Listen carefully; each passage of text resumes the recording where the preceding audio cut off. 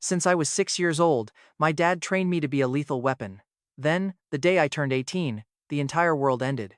Multidimensional monsters crawled out of massive portals tearing across the country. I called them GYAT. Gate yielded anomalous threat thresholds. To everyone else, they were just gates. Cities collapsed, and shelters burned. Within weeks, only 30% of humanity survived. And on that exact same day, my father vanished without a single trace. While everyone else struggled to survive the apocalypse, I was busy hunting for just one man: my dad. He was the man who beat survival into my bones before I even knew what I was surviving. Honestly, he could make heavy silence feel exactly like a loaded gun. His name was Gideon Boone. Former Secret Service, broad shoulders, and completely dead eyes. He possessed the emotional warmth of a rusted steel vault. This man was definitely not the type to offer a warm hug. Explaining was never his thing. The day my mother died, he came home with mud-stained boots and empty eyes. I sat on the kitchen floor clutching that blue stone pendant she left me, just waiting for her to walk through our front door. Even now, I still remember that little cereal bowl sitting there, tiny marshmallows floating around while my entire world shattered. Dad stood in that doorway for what felt like hours. I asked for Mama, and he flatly answered, "Your mother is dead. She is not coming back tonight, or ever." No soft voice, no gentle comfort, not even a single apology. Just a brutal sentence, sharp enough to slice the rest of my childhood clean in half. The very next morning, he resigned from his job. Then he dragged me down to the basement for what I assumed was self-defense. I was only a little kid, so I thought that meant escaping a school bully or some stranger in a parking lot. Cute thought, but my dad had very different plans. He forced me to run until my chest burned, then made me add heavy weights. Then he would sweep my feet, knock me flat, and bark at me to stop breathing like a terrified little rabbit. He taught me how to land without shattering my arm.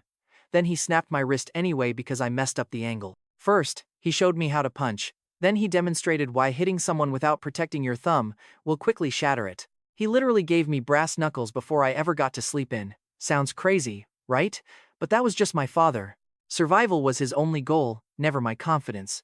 If I fell and cried, he simply forced me up. If I complained, we repeated the drill. If I dared ask why, he just stared until the silence hurt more than the workout. School was different. The only place I saw normal kids. They gossiped about video games, anime, crushes, and whatever stupid drama happened during lunch. I sat there with cracked ribs under my oversized hoodie, pretending to understand weekend plans. Then, a kid named Trevor actually invited me to his birthday. Practice was my default excuse, and he laughed, assuming it was just soccer. By middle school, the invitations completely stopped. I became the weird kid with bruised knuckles and constant scars. My teachers just called me disciplined. The other kids called me creepy behind my back, thinking I could not hear them. I heard everything. Dad trained my ears. Down in that pitch-black basement, he would cut the lights, slip somewhere behind me, and demand that I point right at him. Miss the mark, and he would strike me from the blind spot. Eventually, I stopped missing. That was my brutal reality. Pain came first, then the lesson. Under our house was a massive, concrete bunker, even though he never acknowledged it. Reinforced concrete walls, heavy steel door, 0 windows. The soundproofing was so thick that a massive thunderstorm wouldn't register a single sound. He said outside noise made people sloppy. I honestly thought he was completely insane. Not movie crazy, where people talk to birds. No. Just a quiet, terrifying madness. The kind that monitors your breathing, notices your stance is 2 inches off, and just demands again, like a lifetime sentence. By age 18, my body carried way more heavy scars than happy memories. My shoulder clicks in rain. My right knuckles have been split open so often the scarred skin looks stitched back together completely wrong. Every single day I mistakenly believed I was quick enough, my father eagerly proved me wrong. Still, somehow, I just kept getting stronger. I absolutely hated every second of it. But it worked. I could drop grown men effortlessly. Pushing forward even when my vision blurred became second nature. I could take any blow, swallow the agony, and strike back twice as hard. Miserable childhood, but highly useful skills. One ordinary morning, Dad walked into the kitchen wearing that jacket. I vividly remember that jacket because I absolutely detested it. Dark as rainwater, smelling of cheap detergent, gun oil, and the black coffee he practically lived on. He opened the fridge, stared inside, and grunted that we were running low on food. I sat at the table wrapping my hands and casually shrugged. Dad glared, making me instantly regret my attitude, before ordering me down to the basement. "No skipping footwork," Dad grunted. I muttered, "Yeah, obviously." He heard that, his eyes narrowing. I quickly added, Sir, that saved me from a lecture, maybe endless push-ups, or maybe death. Honestly, it was hard to tell with Gideon Boone. He grabbed his keys and headed for the front door, but paused right next to me. For 1 second, his eyes locked onto the blue pendant around my neck. Mom's pendant, a beautiful, smooth, deep blue stone wrapped in a tiny silver frame. I kept it hidden under my shirt. People look at shiny things differently when they know you actually care. Dad's jaw tightened. Then he looked away, ordering me never to take it off. I frowned, saying I never did. He just grunted. Good. That was my dad being emotional, a whole 2 syllables and a warning. Truly, Hallmark should have hired the man. He headed out for groceries, and I headed straight downstairs. The buzzy basement lights lit up the mats, weights, and cold concrete walls. My favorite brass knuckles sat on the bench, completely polished, ugly as sin, and twice as friendly. I started with push-ups, then squats, lunges, and finally footwork. Dad always insisted a fight was won with feet before hands. That used to sound like legendary wisdom to me. Turns out, he just liked torching my legs before hitting my face. 1 hour flew by, then 2. I kept going. That was the deal when you trained under Gideon Boone. You did not quit just because you got tired. Tired was simply your body asking a stupid question. By hour 3, my shirt was totally soaked. Sweat pooled on the floor beneath me, my lungs burning as my shoulders shook with every single agonizing rep. Hour 4. I got highly irritated. Dad was strict, unforgiving, and about as fun as a tax audit with fists, but he was never late. Not once. If training was at 6, the basement door swung open at 5:59. If he said dinner was at 7, the food hit the table exactly at 7. Whenever he promised to return in 30 minutes, he was back in 29 just to show off. So, when the 5th hour dragged on with that basement door firmly shut, my stomach completely knotted up. I told myself traffic was just awful. Then I remembered we lived in a tiny Pennsylvania town where traffic just meant some guy named Dale blocking a stop sign with his tractor. But I kept training anyway because apparently I have no chill. My arms went completely numb, my legs shaking violently. Hunger was starting to feel deeply personal. I pulled off my brass knuckles, tossed them on the bench, then instantly picked them back up. Something felt wrong, way too quiet. It made zero sense because this place was always quiet, that was the point. But this silence felt incredibly heavy, like the house above was holding its breath. And guys, my gut was absolutely screaming. Every single step up echoed louder than it should have. My hand reached out for the door handle, then froze. Dad had strict rules about leaving early. Actually, he had rules for everything, but he was 5 hours late. I opened the door. The hallway was pitch black. At first, that simple detail bothered me way more than it should have. Dad despised wasting electricity, but he hated dark hallways even more. He always said corners are exactly where mistakes wait for you. Suddenly, the house smelled wrong, metallic, sour, like raw meat rotting under a hot sink. I stepped into the hall and called for my dad. No answer. The living room was completely thrashed, the coffee table lay smashed through the wall, and the couch was torn to shreds, stuffing scattered everywhere like dirty snow. A shattered picture frame lay right by my foot. In the photo, Mom was smiling gently, one hand resting on my shoulder. Dad stood right behind us, looking like he had been forced into the picture by a court order. My grip tightened on my brass knuckles. The front door was wide open, wind howling through. Then, somewhere outside, something screamed. Not a person. Not an animal, either. It was too deep, too wet, and completely wrong. My brain tried to process it and failed so hard I almost laughed. Then I heard chewing from the kitchen, slow, heavy, casual. I crept toward the kitchen, one careful foot at a time. Dad had trained me well: do not rush blindly, and never freeze. Breathe through your nose, assess the room, count the exits and threats. One exit behind me, and one broken window over the sink. One dark smear on the floor, and a huge shape crouching near the fridge. At first, I hoped it was a bear. That would have been nice. A bear made perfect sense. A bear was just nature being wild. But this monster had gray skin stretched over an impossibly long body. Its arms bent backward right at the elbows, and its spine squirmed under its skin like something was writhing inside it. Black saliva dripped from its jaws onto our kitchen tile. It was chewing on something wet and red. I did not look long enough to find out what. My brass knuckles slid into place. The creature froze, its grotesque head slowly turning right toward me. A single yellow eye popped open right in the middle of its face. Yes, the first monster I ever saw actually smiled at me. The beast lunged before my brain could even decide whether to be terrified. 1 second it was crouching by the fridge, staring with that single eye. The next, it launched across the kitchen on all fours. Pure instinct took over when panic failed. My left heel slid back, shoulders dropped, and my fists flew up. In my head, Dad's harsh training voice echoed like he was standing right behind me. Never admire the threat, his voice warned. Destroy it. So, I did. My heavy brass knuckles slammed into the side of the creature's jaw, throwing its head back into the wooden cabinet. Dark, foul drool splattered across the kitchen tiles. Its broken body slumped sideways, limbs twisting underneath itself. For a fleeting second, I actually thought the fight was over. That was pretty naive. Suddenly, the monster's snapped neck popped right back into place. Its jaw split open impossibly wide, and it let out a deafening screech straight into my face. I landed a heavy punch, then another. The third strike caved in part of its forehead. The fourth blow smashed it straight through the lower cabinets, splintering wood everywhere. A drawer burst open, sending silver forks scattering across the floor like some weird kitchen assistants. The beast finally collapsed.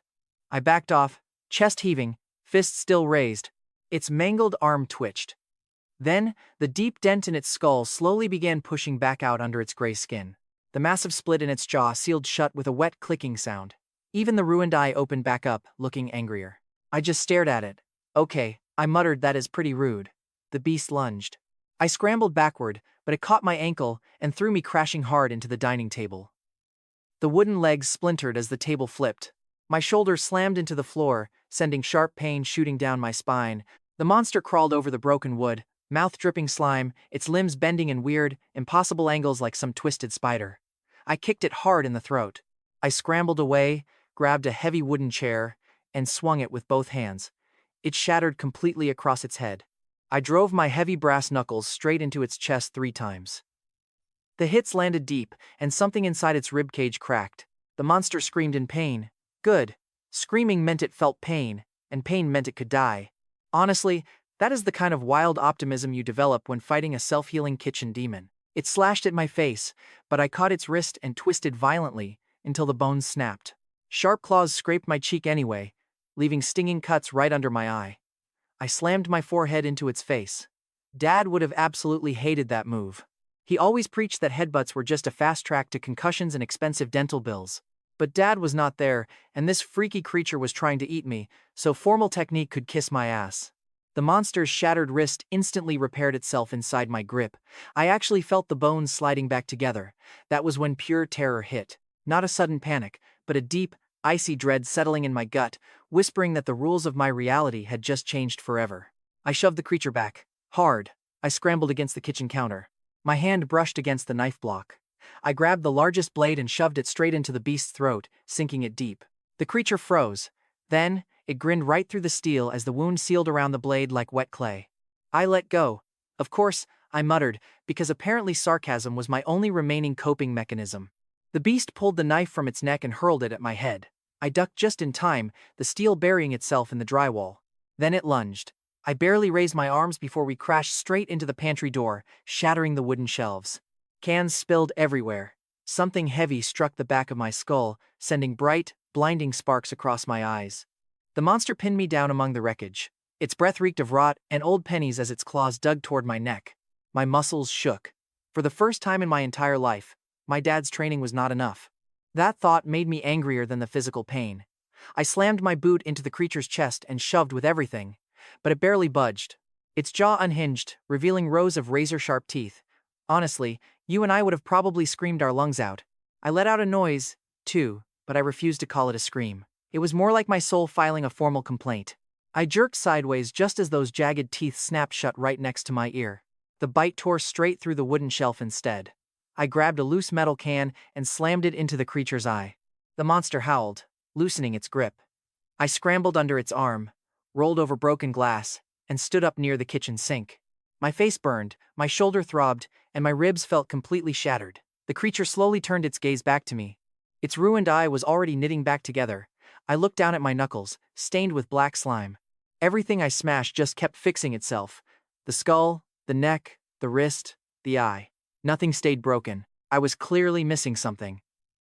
Dad always insisted that every single opponent had a critical weak point. He said humans hide theirs behind habits, while monsters protect theirs purely through survival instinct. Back then, I figured it was just another of his insane basement rants.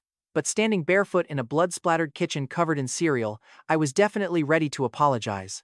The beast hunkered down, ready to spring. Its chest gave a single, heavy pulse, revealing a faint glimmer blinking right beneath that gray skin. First blue, then purple, then a quick spark of amber, like some burning marble. It stood out because the rest of this thing was ugly as hell. That glow was pretty, way too suspicious. And you won't believe where my brain went next, a random middle school lunch memory, not some secret dad training. Just pure anime logic. Some geeks at the next table were arguing about a show where the main character kept failing because he treated monsters like regular animals. One kid kept yelling that you have to destroy the core stone. Everyone knows that, right? I thought they sounded so dumb back then, but since I was eating alone, I wasn't exactly the genius. The beast launched itself. I ducked fast, letting it sail right over as its claws shredded the cabinet behind my head. There was that glow again, right in the center, buried under muscle. But the thing kept twisting away whenever I aimed there. So it knew. Or maybe its body just reacted. Either way, that was my green light. I charged, dodging a wild swipe at my face. I slipped under the attack and hammered its ribs once, then twice. Next, I buried my knee deep in its gut, snatching a handful of loose hide with my left hand. It shrieked, tearing up my back, but I held on tight. My father spent 18 years teaching me to endure pain. I hated every second of it, but now, that training was finally paying off. I punched the light. My first strike ripped its flesh, making it thrash like it touched a live wire. My second strike smashed into something solid. Vivid blue and purple light leaked right through the tear, shining right between my knuckles. The beast went berserk, slamming me into the counter. My head cracked against the edge and my vision blurred. For a split second, I saw my mother's pendant swinging, its blue stone tapping against my skin like a little reminder to stay conscious. It grabbed my shoulder, jaws gaping wide right over my face. I shoved my fist even deeper into its chest until my brass knuckles hit the core. It felt brittle, not like bone or metal, but almost like thick glass. It shrieked so loud the window over the sink actually shattered.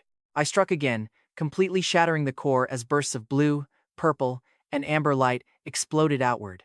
Glowing colorful shards scattered across the tiles like dropped candy. Right then, the creature completely froze up. Jaws dangling inches from my nose, its body suddenly began to shrivel. The gray hide dried up as its limbs curled inward. The yellow eye faded to a cloudy, dead white. This time, there was no healing. I waited 1, 2, 3 breaths. Total silence. I gave the head a solid kick anyway. This wasn't about courage, I just really believe in double-checking my work. The skull rolled away and stopped. I stood in the wrecked kitchen, my entire body shaking so bad my knees almost buckled. My hands felt totally numb inside the metal duster. Warm blood kept dripping from my torn cheek down into my collar. Down on the floor, those broken pieces still glowed like pretty little death candies.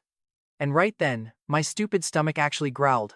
I stared at the shards, then back at the corpse. Look, even when I am starving, I still have some standards. I left them on the ground. I called out for my dad again, but got nothing. Fists raised, I cleared the rest of the place: living room, hall, bath, and back porch.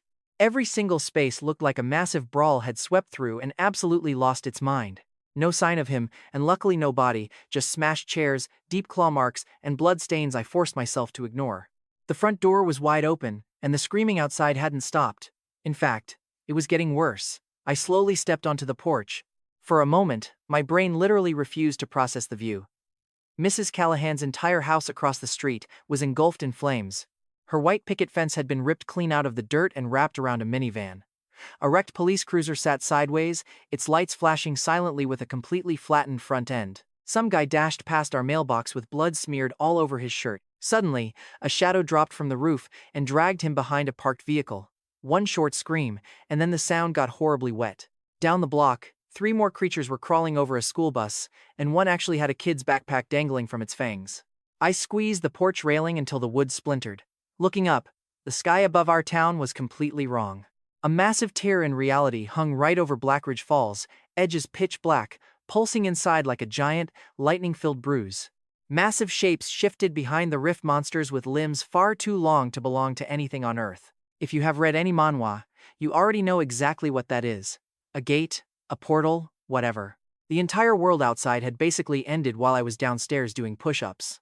Then, the real panic set in as I remembered why I came up. My dad. He went out to grab some groceries just 6 blocks away, and dark smoke was currently billowing from that exact spot. Somewhere between our front porch and that rising black smoke, my father was gone. Smoke was pouring from the local grocery store, and my legs just moved before my brain could object. Dad had headed right there. That was our whole plan. Pretty brilliant strategy, I know. The sky was literally ripping open with kitchen demons running wild, and my big survival move was checking the local grocery store. But look, when your dad vanishes the exact same morning monsters invade your living room, you do not just sit around making a vision board. You run straight toward the last place he mentioned. I stepped off the front porch with my brass knuckles still damp from that kitchen beast. Down at ground level, everything looked so much worse. Up on the porch, it was just burning homes, wrecked cars, screams, and that massive sky tear. It was terrifying, sure, but far enough away that my mind could pretend it was just a cheap horror flick on TV. But then, my bare soul slammed onto a shard of hot glass. Instant reality check. I pulled it out and finally made one decent decision. Limping back inside, I crammed my feet into the first boots I saw by the mudroom and hurried back out, laces only half tied. Dad would have called that smart prioritizing. Any normal parent would call it just needing shoes. I slipped past our neighbor's burning fence, staying low behind a wrecked truck. The air felt incredibly hot and choked with thick, drifting black ash. Down the road, a car horn was stuck on one long, deafening, stupid note. Then, a bleeding man stumbled out from behind a school bus. His shirt was shredded, face covered in fresh blood. He locked eyes with me and reached out like I was some kind of rescue worker. He gasped for help. I opened my mouth, wanting to ask if he had seen my dad. That was when something dropped from the bus roof. The impact snapped his legs back completely, and I reacted before my brain could process that terrible noise. This thing was much smaller than the kitchen monster. It looked like a massive dog, if that dog was hastily put together by a butcher in the dark. 6 legs, massive jaws, and wet black eyes covering its head. It turned toward me with a piece of his sleeve in its mouth. I definitely wasn't about to let the thing finish its lunch, so I rushed in and drove my brass knuckles straight into its skull. And check this out, the beast bounces off the tire and charges back, its shattered head literally knitting together right in front of my eyes. I muttered that I knew its trick now, but knowing it didn't make this any more pleasant as the thing leaped straight for my throat. Ducking inside, I grabbed its front leg and drove my brass knuckles directly into its chest. Nothing happened. Wrong spot. The beast twisted, sinking its teeth into my arm, and the sudden burn made my vision turn razor sharp. I slammed my knee up, feeling something deep under its ribs throb. There it is. I struck again, aiming lower, and the flesh tore wide open. A strange green-blue light glowed from inside, shockingly fragile amid all that raw meat. I hit it one more time. The core shattered like glass. The beast slumped right against my leg, dead for real. Bright fragments rolled under the bus, glowing in emerald, blue, and deep violet. They literally looked like sweet candy from some rich kid's birthday party. My stomach rumbled painfully again. I just stared at them. Then I looked down at the dead beast oozing black slime onto my boot. Not that hungry, I muttered. The wounded guy was crawling away on his elbows. I grabbed his shoulder, and he jumped. I asked if he had seen a man in a gray jacket. Older, big build, looks like he absolutely despises weather forecasts and happiness. The guy just stared at me, like I was asking him to solve math while dying. And honestly, you can't even blame the guy, he just scrambles down the pavement. Charm was never my strongest attribute anyway. I kept pushing forward, 6 blocks to the grocery store. It used to be a totally mundane walk, past the local barbershop, cracked pavements, and that tiny church with the sign that always tried way too hard to be funny. No warnings. Every block felt like a test my dad forgot to mention. A woman leaned precariously out of a second-story window, screaming frantically for someone named Ben. The creature scrambled up the brick wall toward her, claws digging deep into the siding. Nearby, a car burned in the street with someone still struggling inside. 2 people rushed past carrying a heavy duffel bag, not even glancing at the burning wreck. I judged them for a split second. But then a loud scream echoed from the grocery store, and I kept moving. That was the ugly truth. I was definitely not some brave hero from the start. I was 18, bleeding, scared, and looking for my dad. The world could wait. At the corner of Mason Street, 3 beasts were fighting over some carcass near a crashed cruiser. One looked like a hairless, long-armed wolf. Another had a bloated round body covered in twitching holes. The last one was just a pile of legs and teeth. Talk about overkill on the design. I quietly slipped right past them, keeping silent. Every claw scrape on asphalt, every wet crunch, and every low growl echoed in my ears. Dad's basement drills taught me how to track danger without looking. Knowing it was there did not make it any less disgusting. The hole-covered beast lifted its head. Every single hole on its body popped open at once. I froze. It sniffed. My grip tightened. Then the wolf-like thing snapped, and both nightmares went right back to tearing each other to pieces. I sneaked past them, feeling weirdly grateful for their monster drama. Just ahead, the grocery store finally appears through the thick smoke. Blackridge Market, half the sign was completely gone. The broken automatic doors kept sliding open and shut, hanging sideways. Ruined shopping carts lay scattered across the empty parking lot. A massive delivery truck had smashed right through the front wall. Its back doors hung open, spilling canned soup everywhere like a sad apocalyptic buffet. Thick smoke poured from the pharmacy section. Tiny fires crackled directly beneath the flickering, broken ceiling lights. Ducking behind a parked SUV, I quickly scanned the area. I hear my dad's voice again. Count exits. Count threats. Do not run just because your emotions are screaming. I count 4 beasts. 2 guard the doors, 1 crawls over a sedan, and another lurks inside the lobby, dragging something through the shattered glass. No sign of Dad. No gray jacket anywhere. My chest tightens, but I force myself to breathe. Then I move. The first monster spins around immediately. I grab a heavy shopping cart and hurl it forward. It slams into the beast, crushing its legs. Before it can heal, I leap on its chest, driving my fist straight down to shatter the glowing orange core beneath its ribs. The second creature lunges for my blind spot. I dive behind a metal rack as claws screech against steel. Ripping a loose steel rail free, I shove it straight down the monster's throat the second it lunges at me. It bites down. Stupid thing.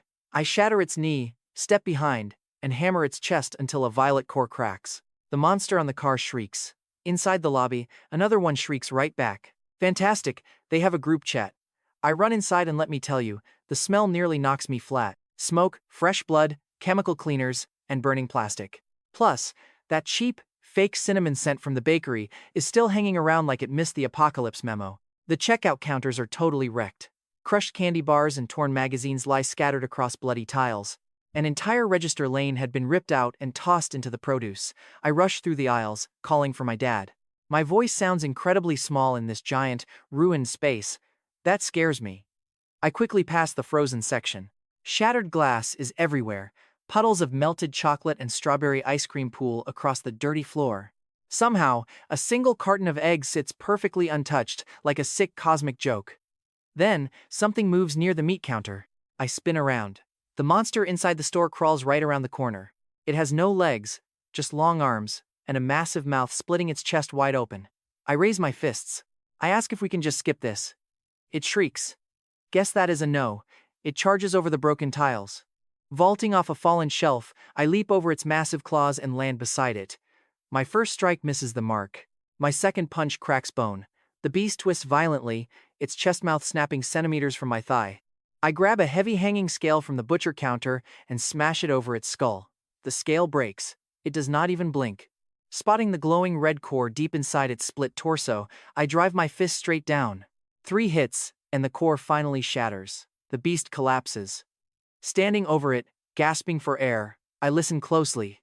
Silence, except for the crackling flames. Broken ceiling sprinklers hiss weakly. Then, from somewhere deep inside the darkness of the store, I hear metal tapping against tile.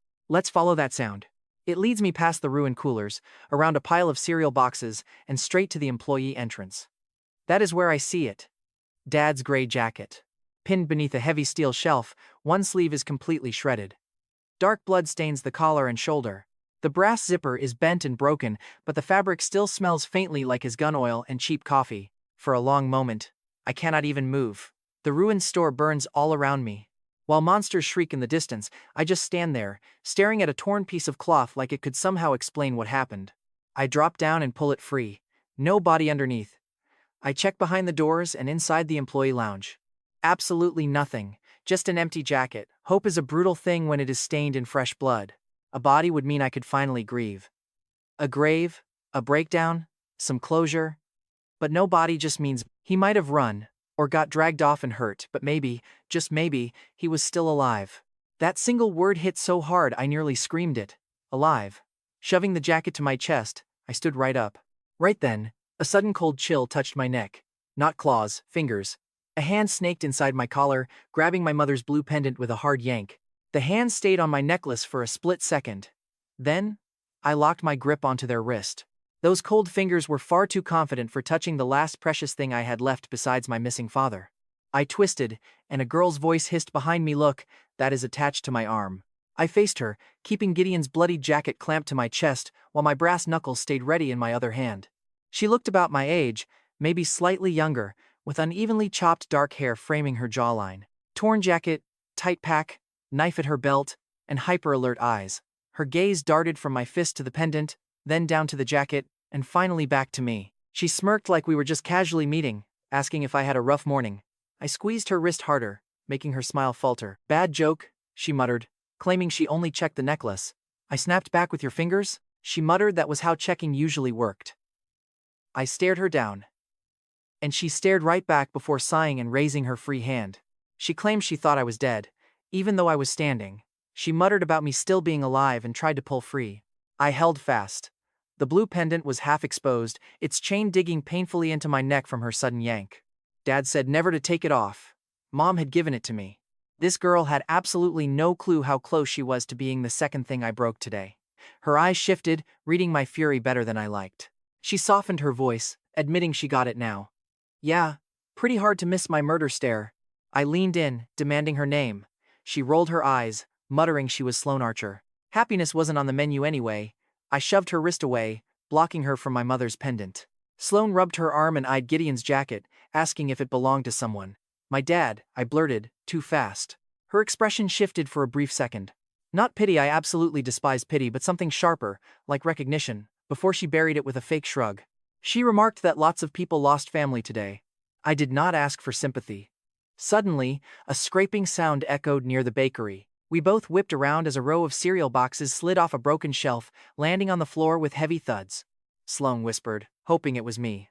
It was not. And believe me, we are definitely not alone here. A hideous monster crawled over the wreckage. It was smaller than the kitchen beast, but it looked incredibly fast. It had long arms, a stretched jaw, and pale skin clinging to ribs. A faint yellow light pulsed deep inside its glowing belly. While Sloane backed away, I stepped up. The creature let out a chilling scream and charged right at me, staying low. Letting it get close, I sidestepped and slammed my fist into its shoulder, shattering the bone. It crashed against a freezer, but already began healing. Grabbing the beast by its neck, I slammed its face straight down onto the checkout conveyor belt. Hilariously, the belt actually turned on. Its head jerked forward, riding the rubber toward the scanner, like the apocalypse itself wanted a price check. Punching through its glowing stomach, I shattered its core with a brutal second strike. Bright yellow energy burst from my hand, and the dead creature slumped onto the gum rack. Pointing at the corpse, Sloane noted I knew exactly where to strike. I just guessed once, and it worked. Brilliant or crazy, right? Most useful skills are. She looked at me differently now, seeing someone genuinely useful. Sloane crept out from behind the counter, keeping her hands fully visible this time. Smart girl. Thief, liar, massive headache, but smart. When she guessed I was looking for my dad, I grabbed Gideon's jacket. Yes. An older, big guy in a gray jacket. My chest tightened. You saw him? The store was pure chaos when the attack started. People ran everywhere. That is not an answer. If you want a pretty lie. She shrugged. She was good at them. I stepped closer. She raised her hands, calling me brass boy, and said she saw a gray jacket by the back exit. He moved like an absolute fighter. That was definitely him. Watch closely, because this next reveal changes our whole search. I demanded to know where he went. She pointed toward the back alley service road, where fleeing survivors headed. Heading for the employee hallway, Sloane grabbed her pack and followed, making me freeze. When I snapped, asking why she was following, she smirked that I was heading the wrong way. The service road is actually past the loading dock. She warns me that if I go down that hall without checking the left door, I will get a face full of whatever dragged the produce guy inside. I just stare. She stares right back. Then she says she knows the area, and since I punch things, we could have a pretty great partnership if I stop looking like I am deciding which wall to throw her through. I am not deciding, I think. Because I already picked the freezer. She blinks. Then, surprisingly, she laughs. It is a short, sudden sound that vanishes quickly, but it is definitely laughter. Sloane walks right past me, pointing to the left door and telling me to stay behind her. No way. She glances back. That is definitely not flirting. That is just directions. I say I do not need to stay behind her, but she warns I do if I want to find the floor. Looking down the hallway, I see part of the tile has collapsed into the dark storage basement. Okay, fine. 1 point for the thief. We move through the employee hallway, stepping around shattered lockers, spilled detergent, and some pretty deep claw marks sliced into the walls. Inside the messy break room, I spot what is left of that poor produce guy. My brain immediately files that horrible image under things to never look at again. Sloane ignores the body. She has clearly had practice not looking. Over at the loading dock, the massive back doors are warped and bent outward. Deep tire tracks cut straight through spilled flour and fresh blood. A few people clearly fled this way. Some did not get very far. Crouching near the tracks, I see pure chaos. Yet, some very deep footprints sit near the dock edge. They look heavy. And steady. Someone walked right through the panic without stumbling. Sloane nods toward the service road ahead. He either followed those survivors, or something followed him. Honestly, the street behind the shop is in even worse shape than the front. Dumpsters are flipped, delivery pallets are snapped in half, and a dead monster lies in the street with its chest ripped wide open. Look at this, the beast's core is just gone. Sloane notices my confusion, explaining that people have started stealing them. Apparently they are pretty, valuable, and supposedly magic. Naturally, after some fool ate one and died foaming at the mouth, now everyone wants them. I look back at the dead beast. Honestly, those glowing core pieces in the kitchen did look like candy. Right on cue, my stomach growls. Sloane shoots me an incredibly concerned look, begging me to say I did not eat one.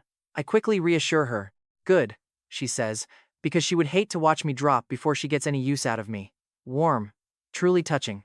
Suddenly, a human scream echoes down the alley from the east. Sloane flinches, quickly trying to hide her fear, but I definitely notice. She points down the service road, explaining there is a shelter route through the old storm drain behind the church where people were fleeing.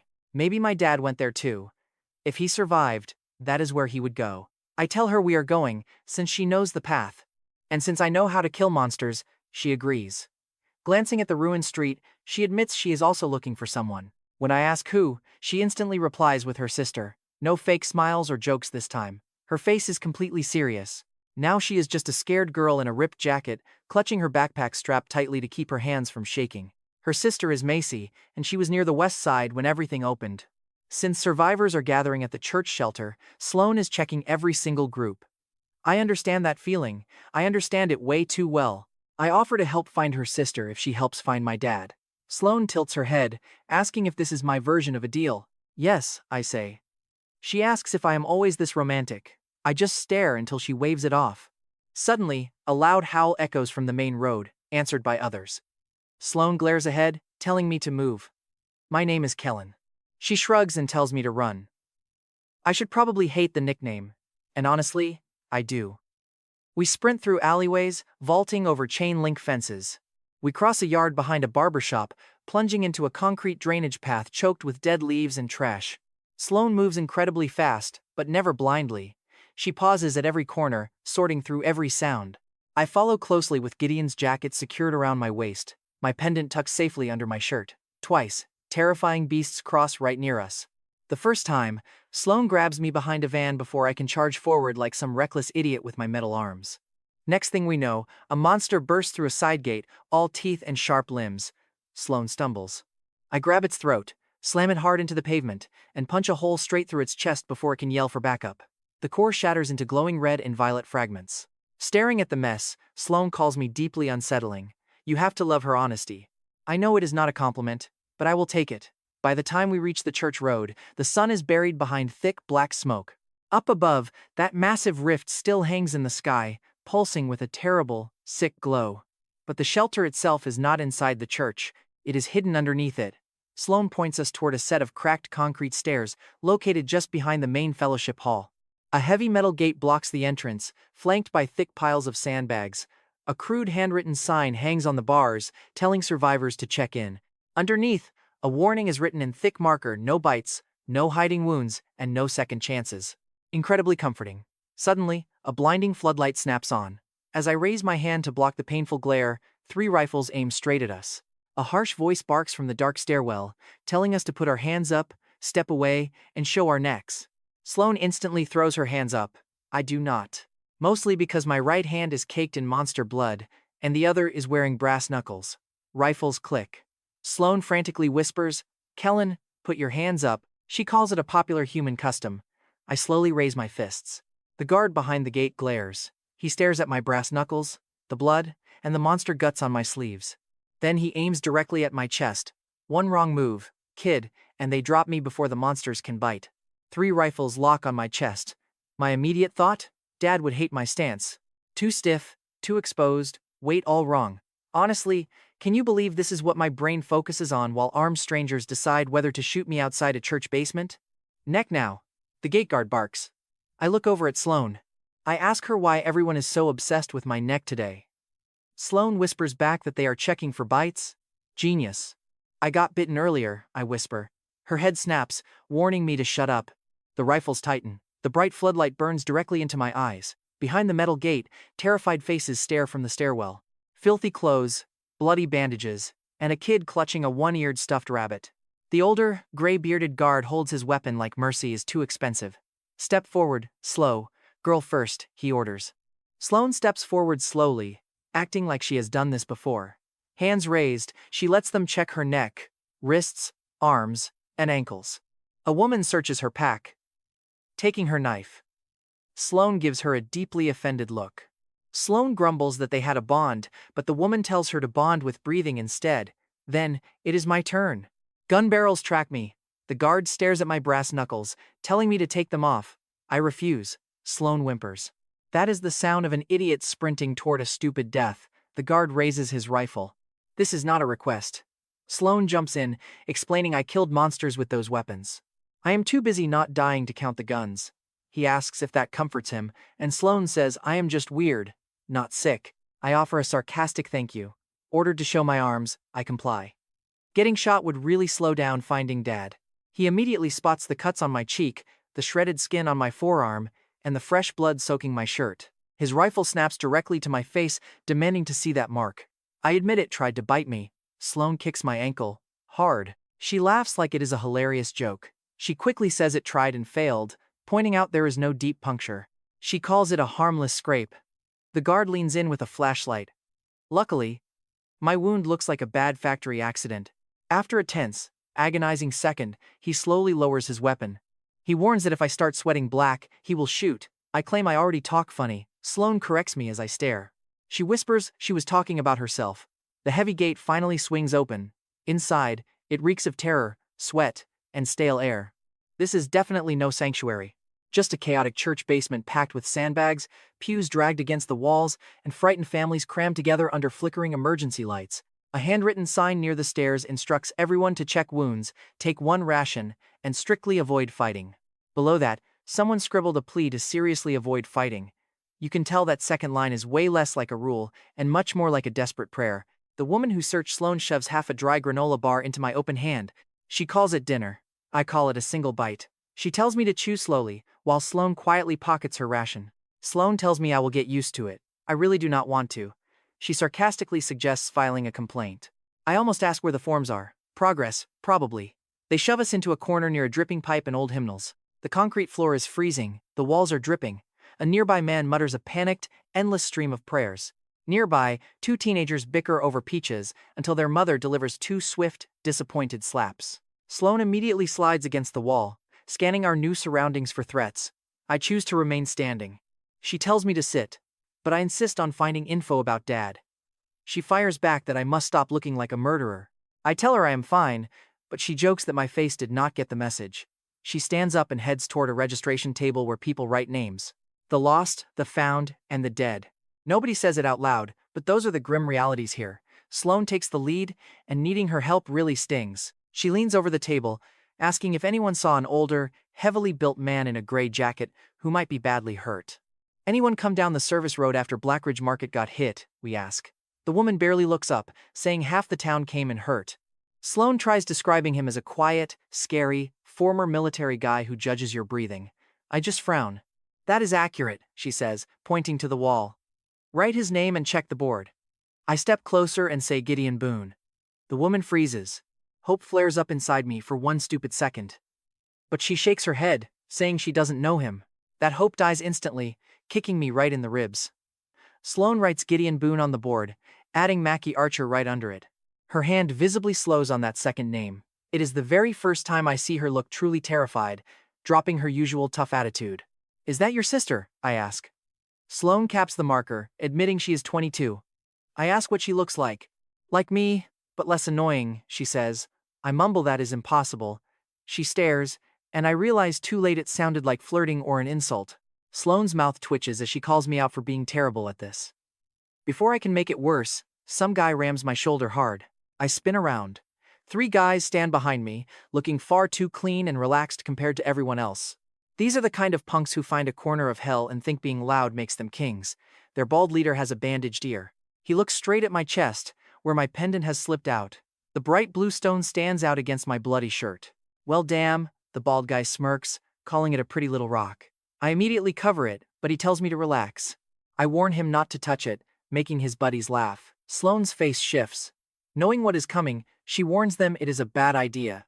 He ignores her entirely, claiming that since we just got here, we have to pay them an entry tax. The room goes quiet in that ugly way crowds do when they want to see a fight but avoid any responsibility. The gate guard is far away, arguing with some guy near the stairs. As the bald punk reaches for my necklace, I grab his wrist. This punk is about to learn a lesson. He winces, trying to look tough, asking if I have a problem. I say yes, pointing directly at his hand.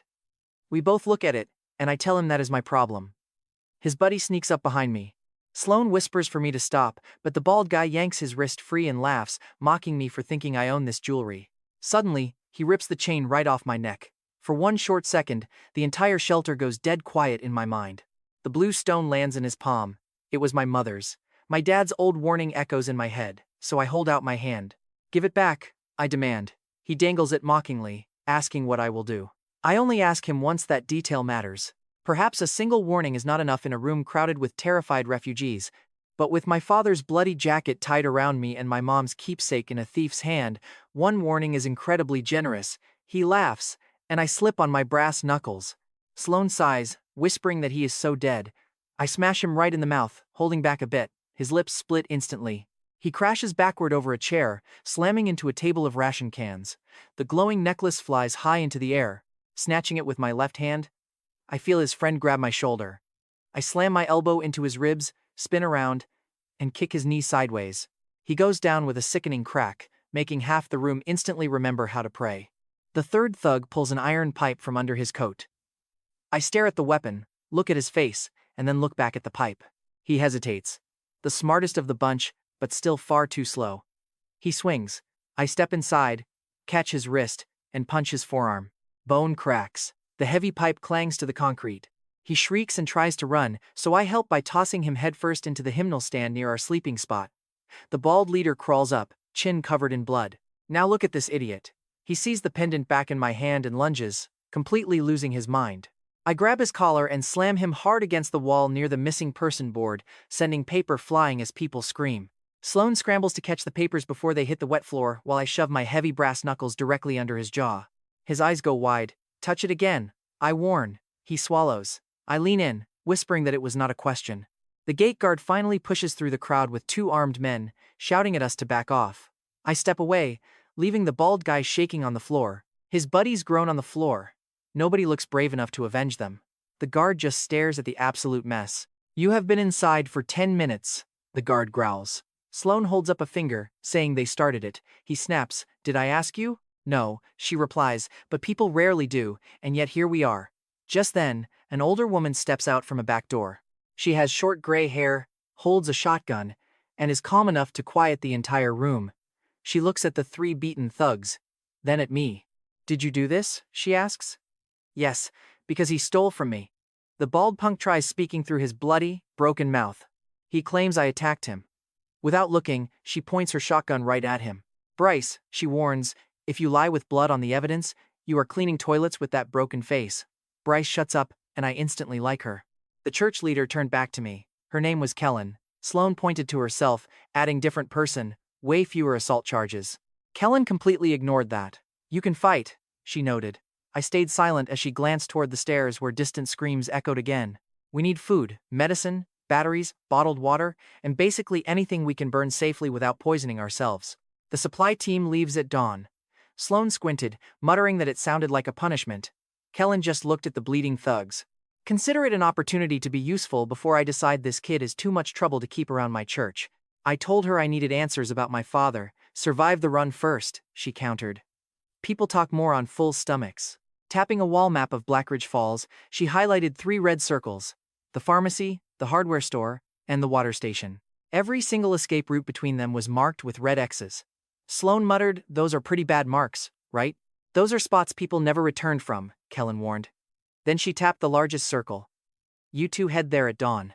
Sunrise arrived with a gun barrel pressed against my spine and a tiny scrap of food barely hitting my stomach. Kellan opened the gates, gestured toward the smoke-choked streets, and barked out pharmacy first, then the hardware shop. Water station is last. Bring back meds, batteries, and clean water. Run if the massive ones show up. Sloane raised her hand. What if we run into small ones? Sloane asked. Kellan stared at me. That is exactly why he is going. Just great. So I got promoted from dangerous threat to human pack mule. And trust me, this ragtag crew was quite a sight. Me, Sloane, a rifle guard, a woman carrying a heavy crowbar, and some guy in a camo cap who kept glaring at my brass knuckles. The guard shoved an empty duffel into my chest. Carry, he ordered. I glared back. You always ask this politely? Sloane stepped between us before we started a fight. He means thank you, she translated. I had tied my mother's pendant to some cloth and hidden it under my shirt. The broken chain stayed in my pocket. Gideon's bloodstained jacket was tied tight around my waist. Leaving it behind was an option, but if my father's trail vanished, this was all I had. The ruined town looked completely gutted at dawn. Thick smoke crawled lazily between empty buildings. Abandoned vehicles sat with doors wide open. A stroller lay flipped near the curb, one wheel spinning slowly in the weak wind. The Target pharmacy sat 2 blocks away, squeezed between a laundromat and a nail salon, with a broken sign swinging by wires. The front window was completely shattered. Someone had scrawled help on the wall in dark red. Camo cap guy whispered, "Is that blood?" Sloane squinted, guessing it was paint. "It is blood," I muttered. Everyone stared. I forgot. Regular people hate the brutal truth. Inside, the shelves were totally cleaned out. Painkillers, antibiotics, and even the bandages were almost entirely gone. Survivors had grabbed anything resembling medicine. Sloane spotted 2 inhalers behind the counter and tossed them right into my bag. Kids at the shelter are wheezing like old lawnmowers, she muttered. Suddenly, a scraping sound echoed from the ceiling. The guard raised his rifle. A pale, hairless creature dropped through the ceiling tiles, landing on all fours. Its elongated arms spread out, fingers stretching, a sealed mouth suddenly tearing wide open. The guard fired, punching around through its shoulder. But the flesh healed before the gunshot faded. The beast lunged. I vaulted across the aisle, driving my fist hard under its jaw. The thing crashed into the counter, rolled, and hissed. A soft blue light was pulsing deep inside its chest. Watch this. I pinned its throat down, punched straight through, and shattered its glowing core. The beast collapsed dead right on a welcome mat that read "Have a healthy day." Talk about bad timing, I muttered. Meanwhile, the guy in the camo hat just stared at the corpse. How did you know where to strike? It glows, I said. It glows? You seriously did not see that? He shook his head. Crowbar woman whispered she saw a flash. Sloane kept her eyes locked on me, which felt way creepier than the corpse. We packed up the remaining meds and headed to the hardware store. My stomach had upgraded from hungry growls to outright violent threats. That fraction of a granola bar was long gone. I was running purely on adrenaline, pain, and the trauma Gideon gifted me as a kid. The hardware store was heavily barricaded from the inside. Poor bastards tried to fortify the place with wood and tools. It clearly had not worked. We scavenged batteries, rope, tape, and a box of flares. Watching the guard handle a flare, Sloane warned him to be careful with fire. Monsters notice it, she warned. The guard sneered, you an expert? Well, I am still breathing, she replied. Something slammed into the back wall. The massive shelves rattled. Paint cans crashed down, spilling red, white, and blue, because apparently the apocalypse has a sense of style. Then, a massive beast tore through the storage door.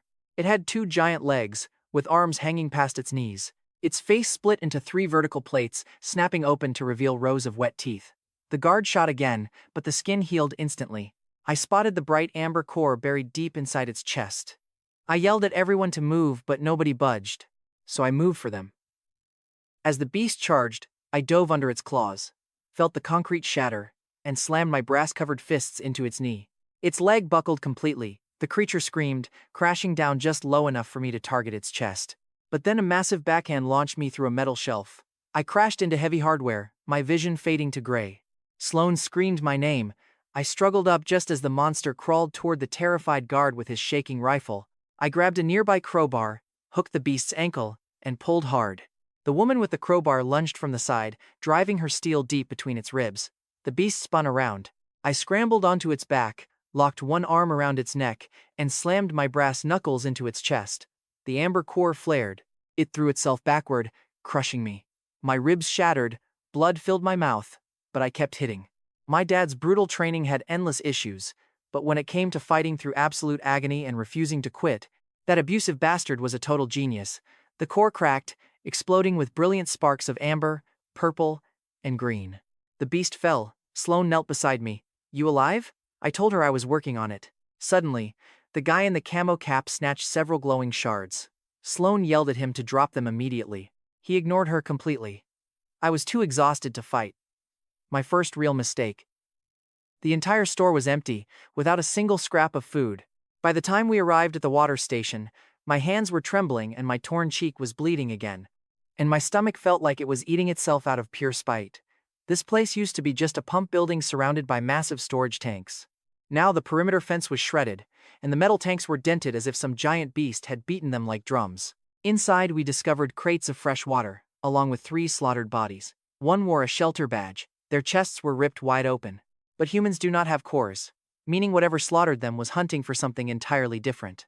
After loading the water, I noticed a tiny glowing shard by the controls. A broken piece of core, about the size of a candy. Deep blue inside, ruby on the edges. Beautiful, fragile, and looking ridiculously delicious. My mouth watered instantly. Sloane caught me staring, telling me to stop looking at a dangerous monster shard like it was some kind of sweet dessert. I complained that I was starving, but she warned me that eating one would kill me instantly. Comparing it to bad sushi did not help. She called it the worst argument ever made. As I picked up the warm piece, Sloane grabbed my wrist. She called me Kellan, completely dropping her usual nickname, Brass Boy.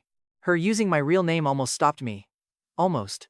But then, something massive shifted right outside our doors. A beast growled near the fence. Another answered from the tanks. The guards swore quietly. We were totally surrounded, weighed down, and I could barely stand. Staring at the shard, I thought of Gideon's jacket around my waist. I thought about dying hungry before finding my dad. So I bit down. Watch this, it cracked between my teeth like warm sugar glass. For a brief second, it tasted incredibly sweet. Then it turned into liquid fire. I collapsed onto the concrete, blacking out instantly. My throat tightened, my chest seizing up. Every old scar screamed as if liquid lightning was rushing directly through my veins. Sloane was screaming, but her voice sounded miles away. Suddenly, the entire world got deafeningly loud. I could hear the guard's racing heartbeat, the crowbar woman breathing heavily, and the camo cap guy whispering a terrified "holy hell." Claws scraped the concrete outside. 3 beasts. No, 4 including one on the roof. I opened my eyes, everything suddenly razor sharp. Dust drifted in the air, cracks spiderwebbed the concrete, and Sloane's hand trembled slightly as she held my shoulder. The pain was still there, but now it felt useful. I stood up as Sloane glared at me. "We will talk later." The roof shattered, a massive beast dropping through with its jaws wide open. I lunged before it hit. My brass fist struck its chest exactly where the core pulsed. I did not guess I felt it. The crystal shattered instantly. The beast fell dead. Honestly, you probably would have thought I just discovered a massive cheat code. But then, the camo cap guy swallowed a green shard. Sloane screamed at him to stop too late. He chewed once, face turning dark red. Black veins crept rapidly up his neck. He clawed at his throat, collapsing to his knees as blood sprayed violently from his mouth. The guard tried helping, while the crowbar woman backed away sobbing. Then, his eyes rolled completely white. His body convulsed on the ground. Outside, the waiting monsters began slamming violently against the metal door. The guard stared at the twitching man, then at the slamming door, then at the supplies. His expression broke. He chose his path. "Go!" We scrambled to run.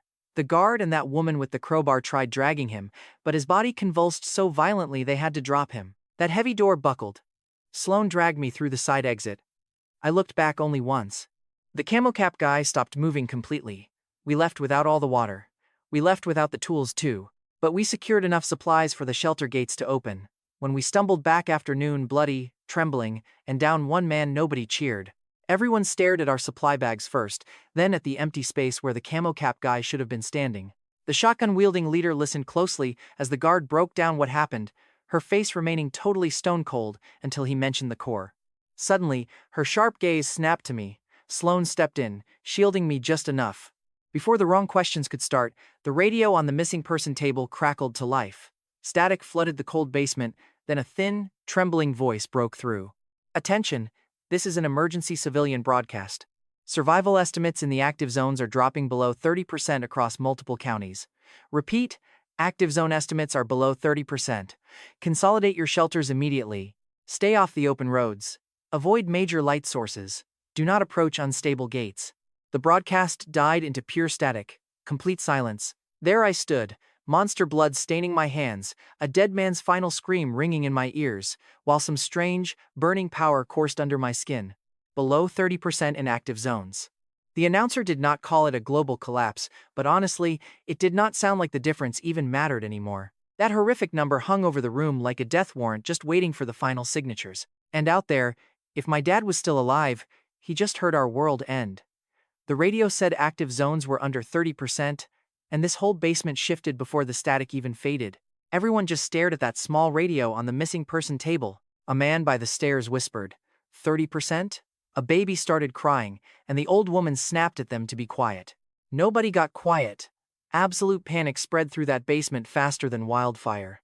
People immediately grabbed their bags, kids, and weapons, screaming about whether to stay, seal the doors, or find another camp.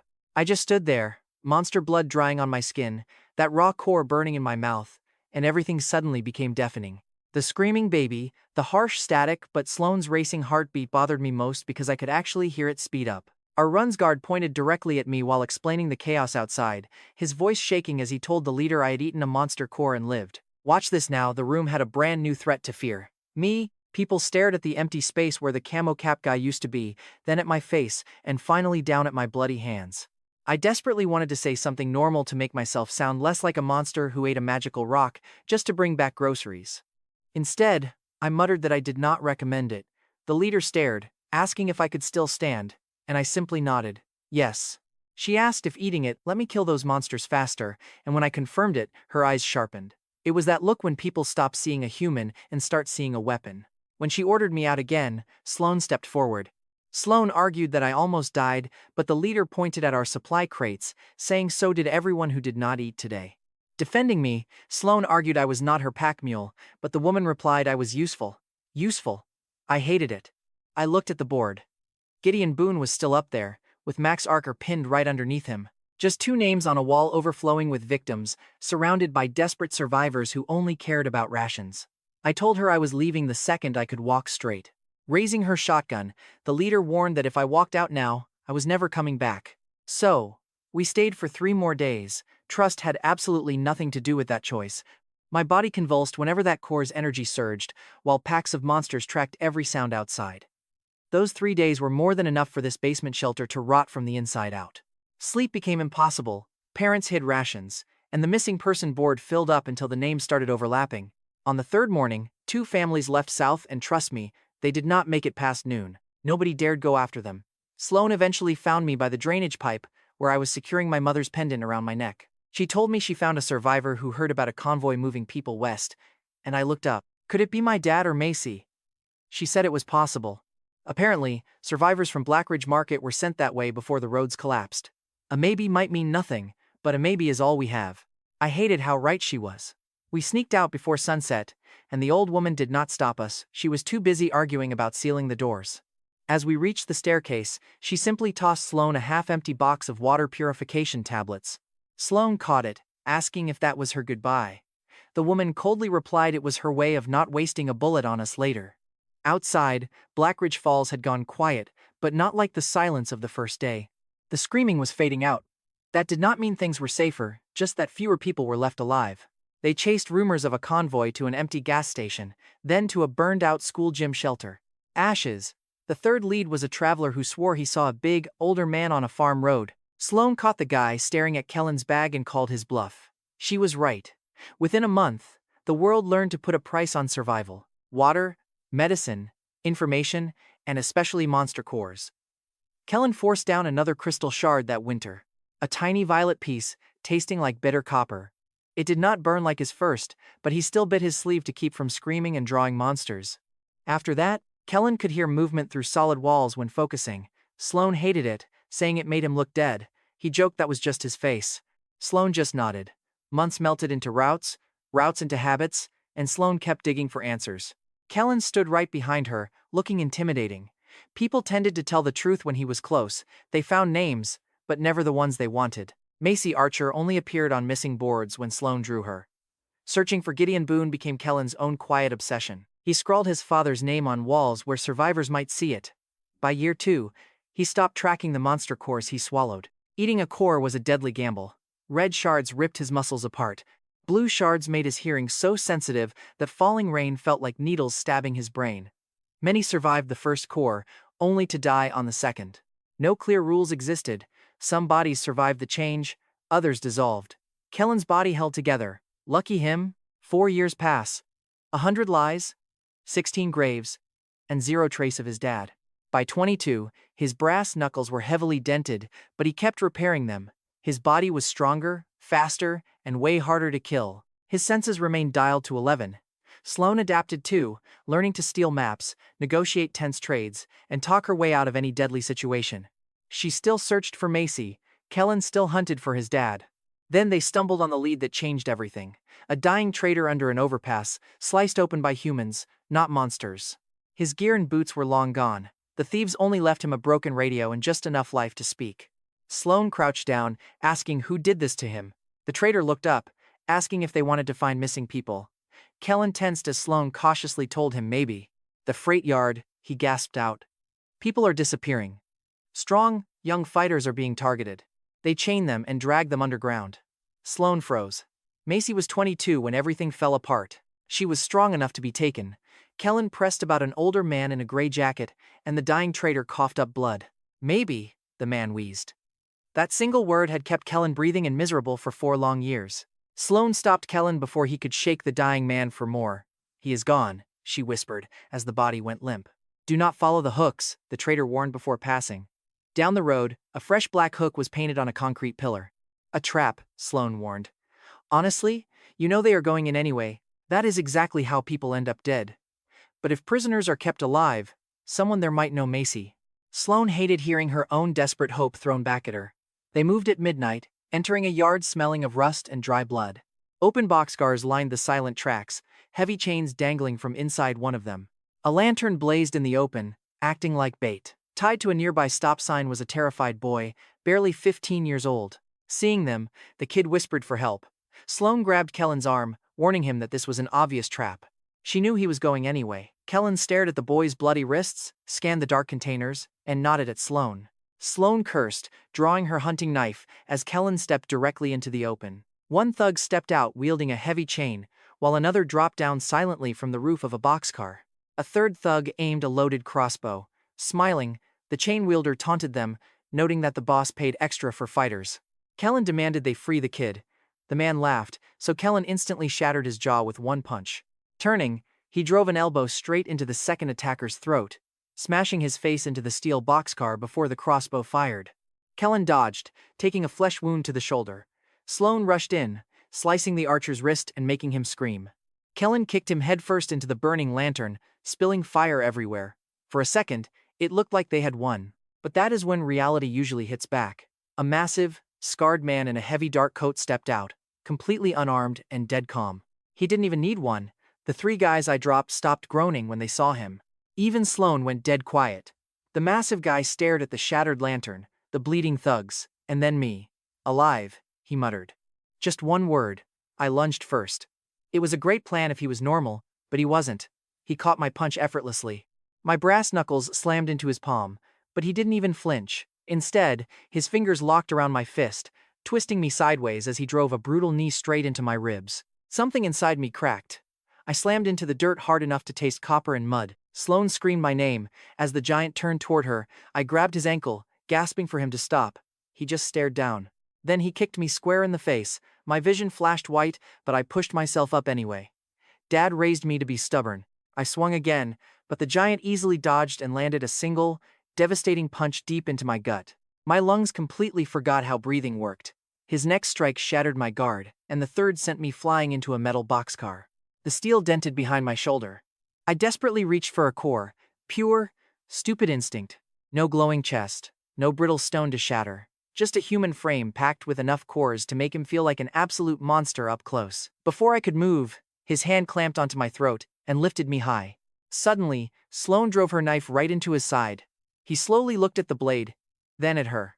Run, I choked out. Thankfully, she didn't listen. She yanked the knife free and backed off instead of trying to be a dead hero. Easily the smartest move tonight. When a thug lunged, she tossed dirt right in his eyes and vanished completely between the rusting train cars. The giant watched her escape, then squeezed my windpipe until the railway tracks began to fade. Forget her, he grunted to his men, we came here for real fighters. Suddenly, a dark hood covered my head. I heard chains. I could hear Sloane screaming my name from somewhere far off. Then, his heavy voice murmured close. Take this brass-knuckle kid deep underground. And just like that, everything went completely black. Talk about one hell of a brutal wake-up call when the cheering starts. For a second, I thought the high-pitched ringing was just from that beating. Then, a massive vibration rattled right through the concrete floor. Hundreds of wild voices were chanting for absolute slaughter, like the end of the world had become some sick weekend sport. I blinked my eyes open to cold concrete, rusted iron bars, and a filthy puddle right next to my face. Taking a breath made my cracked ribs scream. My throat felt completely crushed, and my shoulder burned where that bolt had grazed me. Half my face was so swollen that just blinking took actual effort. The good news? I survived. The bad news? Surviving came with a catch-heavy chains. My wrists were bound tight, and my ankles were locked to a thick iron ring bolted to the wall. They had stripped me of my weapons, my gear, Gideon's jacket, and my trusty knife. But they missed my mother's pendant, probably because I kept it tucked beneath my shirt. Or hey, maybe even these scumbags have some standards.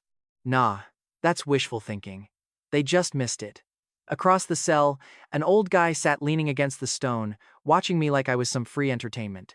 White beard, broken nose, one milky eye, and arms covered in tough muscle and countless faded scars. You the brass-knuckle kid, he asked. My voice sounded like gravel as I croaked, depends on who's asking. He gave a dry chuckle. Look at this kid, waking up chained in literal hell and still asking for manners. Where are we? I rasped. He just looked upward as the crowd roared. Marla Kane's pit.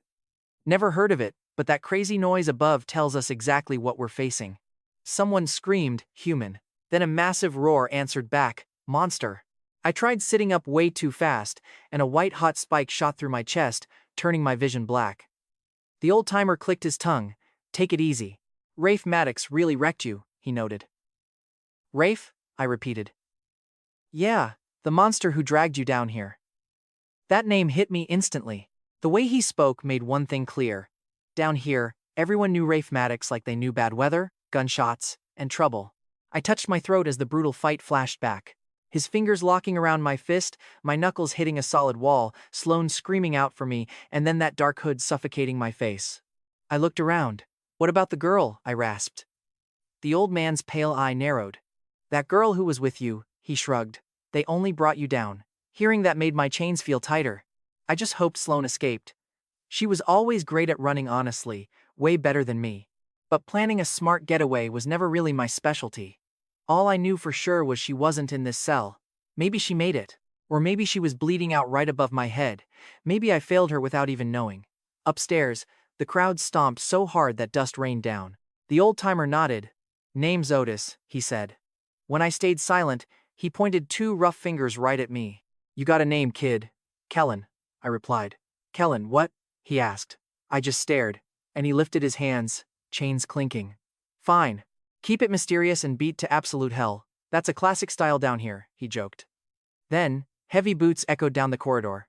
Total silence fell over the prison. Somehow, that quiet was way scarier than any screams. 4 guards marched past, dragging some poor guy along. The man looked about 30, shirtless and spitting blood, desperately clawing his bare feet against the cold concrete floor. He begged them, please, no, he just fought yesterday, But one of the guards only laughed. Well, then you have had plenty of practice, the guard mocked. They hauled him toward a massive iron gate, and he shrieked at what lay beyond. I pulled my chains, but Otis whispered to stop. The heavy gate lifted. Blinding light poured inside from above. The guards ruthlessly tossed him through, and the metal gate slammed shut. A bored, smooth voice came over the speaker, introducing a volunteer who had survived 2 rounds. Now let us see if God still cares about him, she drawled. The crowd roared as a beast cage opened up. I could barely see the arena from my dark cell, just fragmented glimpses through the rusty bars and gate. A blood-spattered sandy floor, heavy metal mesh, glaring lights, and shadowy figures lurking behind thick reinforced glass. Suddenly, a beast slammed into him, cutting his scream short. The crowd cheered. My stomach churned. Even though I had seen monsters kill before, this is way worse. In the wild, death is just chaos. But here? These sick people put chairs around it. Is this your first time seeing Marla's version of civilization? Otis asked. I gripped my chains until they cut. They make people fight monsters, I said. Otis countered, they make them die entertainingly. Fighting is only for the survivors, he muttered. Above, Marla's voice crackled again, calling the match disappointing. Feed those remains to the hounds and bring me someone with a spine next time, she ordered. Something inside me froze. A gate swung open at the end of the hall. This time, Rafe stepped inside. The entire block shifted. Survivors looked down, guards stood at attention, and even old Otis went completely silent. Without the shipyard darkness hiding him, Rafe looked massive. Scarred eyebrow, thick hands, and an unsettlingly calm face. He was holding my brass knuckles. That made me absolutely furious. He stopped right outside my bars, sizing me up. Awake? He asked. I stood up anyway. Staying down felt too much like losing twice. No smile. Just assessing me. You heal faster than expected, he noted. Yeah, I get thrashed a lot. His gaze dropped to the pendant hidden under my shirt. I did not budge, and he stared back at me. Marla wants to see the new meat, he said. I countered that I am nobody's fighter. He simply unlocked the cell. Kid, Otis muttered. I stepped past the guards before they could grab me. A terrible plan, but hey, I have spent 4 years confidently making awful choices, and old habits die hard. I headbutted the first guard. His nose shattered. I lunged at Rafe, slamming my bound fist straight into his gut. The giant barely moved an inch. Rafe glanced at my hands and casually punched my cracked ribs. Pain exploded everywhere, and I fell hard to one knee. He grabbed my hair, pulling my face up. Save your strength for the arena crowd, he growled. Shoving me forward, the guards dragged me through the long hallway as exhausted prisoners watched. A few looked pitying, others just glad it was not them. Keep your feet, brass boy, Otis yelled. Brass boy. I hated that nickname, but apparently everyone had voted on it without me. They shoved me up a ramp and through a tunnel below the stands. The crowd roaring rattled my teeth. We passed cages holding restless beasts. One had massive white antlers on an eyeless skull. Another looked like a peeled gorilla with extra fingers. A third leg curled inside the shadows, puffing out smoke. Yet, every single monster had a core. And get this, I can actually feel their energy cores mapping themselves out automatically inside my own mind. Then, Rafe roughly shoved me into a private room with glass walls that looked over the entire arena. A woman stood inside, wearing a pristine white coat that had absolutely no business being so spotless underground. Meet Marla Kane. She was in her 40s, with sharp eyes, smooth hair, and the cold smile of elites who rule over the desperate. She swirled an amber drink in her glass. Definitely not water. Even with the world ruined, elites still hoard fine liquor. She looked me over, asking if I was the new yard catch. Yes, Rafe replied. Marla scanned my beaten face, swollen throat, heavy cuffs, and finally the brass knuckles in Rafe's massive grip. Those look ugly, she remarked. I replied they are not for decoration. Her smirk widened. Good. Decoration does not sell, she said. I stepped forward. But Rafe clamped a hand onto my shoulder. Light, but unyielding. My knees almost buckled under his grip. Watching closely, Marla remarked that I was stubborn, but completely lacked any sense of scale. The crowd is going to love him, she sneers. I demand some real answers, but she just laughs. Tells me I need a leash instead. I say I am looking for someone, but she just taps the glass. Apparently, everyone is looking for someone. She cold-heartedly tells me her fighting arena does not run on lost family drama. My father was here, I insist. Marla's face stays dead silent. No hint of recognition, no guilt, absolutely nothing.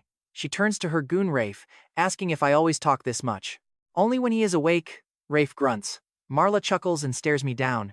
She says there is only one rule in her arena. Fight hard, survive. Lose, and you instantly become monster food for something way more expensive than you. Down in the dirt, a cleanup crew is dragging out what is left of the last loser. They do not care about being gentle. Marla snatches my brass knuckles from Rafe and inspects them closely. The crowd loves weapons, she says.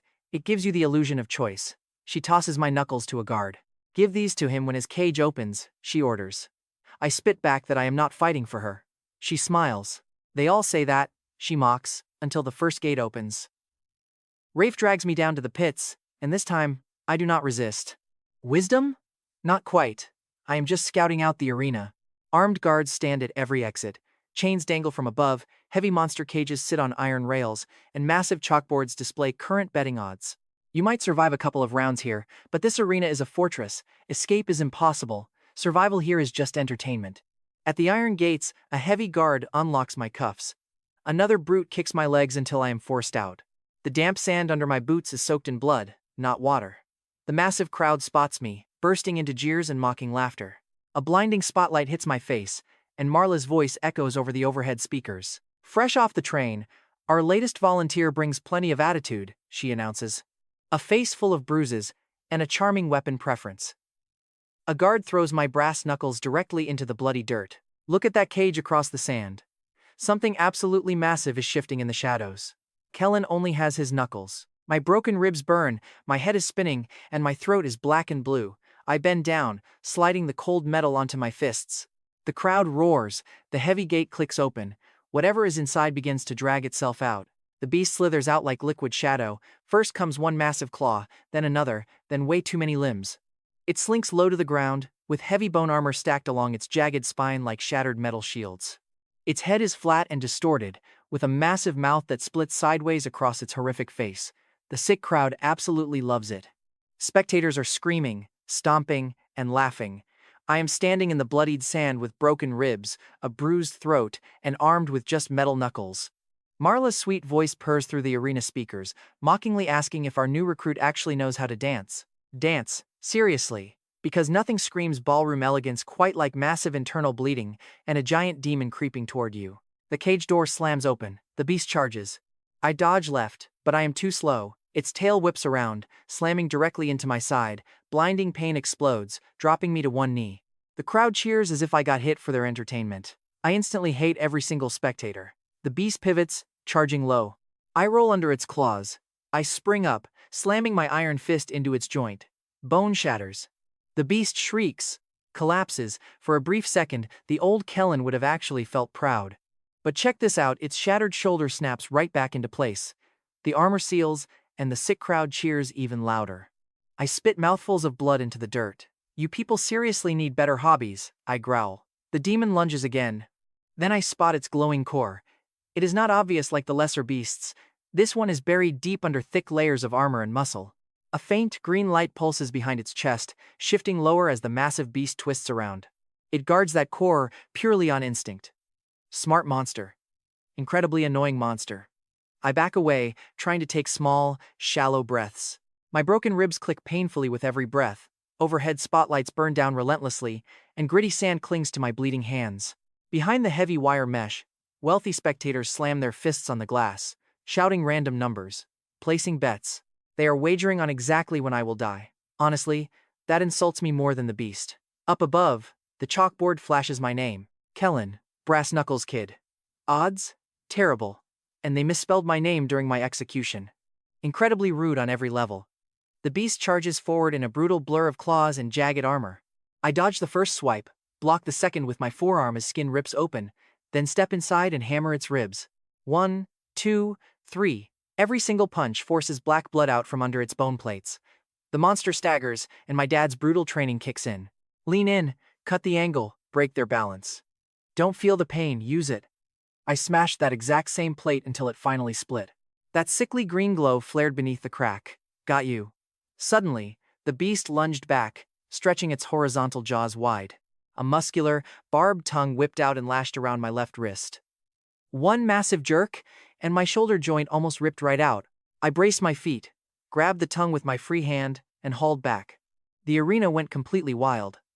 But the beast still dragged me across the dirt, so I stopped resisting. I charged straight into it instead. Its mouth split wider, clearly expecting an easy meal. Instead, my brass knuckles crashed right into its jaw. Fangs shattered. The grip on my wrist loosened.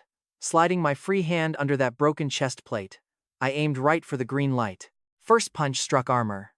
Second found wet flesh. By the third, the core slipped away. The giant beast slammed its massive frame downward. I barely rolled away before the ground cratered right where my spine just was. A sharp bone shard ripped through my thigh on its way down. Searing agony surged up my leg as I stumbled. Up in the box, Marla actually laughed into her microphone. And get this, she says, my spirit just makes the breaking prettier. I glared up at her glass box. From the dusty floor, I could only make out the faint shape of her white coat behind the dark glass. "Come down and break me yourself," I muttered. She couldn't hear me, which was fine since I wasn't in any shape to book future appointments. The beast rose again. Its shattered jaw was already knitting back together. Even those cracked chest plates began fusing at the ragged edges. I had to end this match before my limbs completely quit. But the real issue? The beast was learning, twisting away every time I targeted its glowing core. Every time I closed the distance, it dropped its heavy armored frame. This wasn't just fast healing anymore, it was actively adapting. I kept circling, my left leg limping heavily as my ribs screamed. My shoulder throbbed where that tongue had nearly torn the arm off. The creature crouched low, mirroring my movements. The crowd quieted down. They could clearly feel the heavy tension, too. This wasn't a simple feeding show anymore. This was a real battle. I raised my fists, my muscles falling into position without a single thought. Left foot out, right heel up, shoulder dropped, chin tucked, ready to launch a brutal, close-range strike. This was my dad's old fighting stance. The exact stance he drilled into my brain until I could do it asleep. The beast charged, but I stood firm. I lunged forward. The beast's first claw whistled right over my shoulder, but the second deeply scraped against my ribs. Breathing through the sharp pain, I gripped the jagged edge of its chest armor and delivered a massive headbutt. Dad would have absolutely hated that move, but I did it anyway. The beast thrashed, but I locked my left arm around its neck and hammered 3 quick punches into the gap. Not angry, just cold precision. The plating cracked wider, letting green light spill out. The beast snapped its jaws directly at my throat. I twisted just enough to let its fangs sink into my shoulder instead. Searing agony made my vision flash completely white. I shrieked. There was no holding this back. It was a raw scream of torment, but with its jaws locked onto my flesh, it couldn't dodge. I shoved my right hand deep beneath the cracked plating.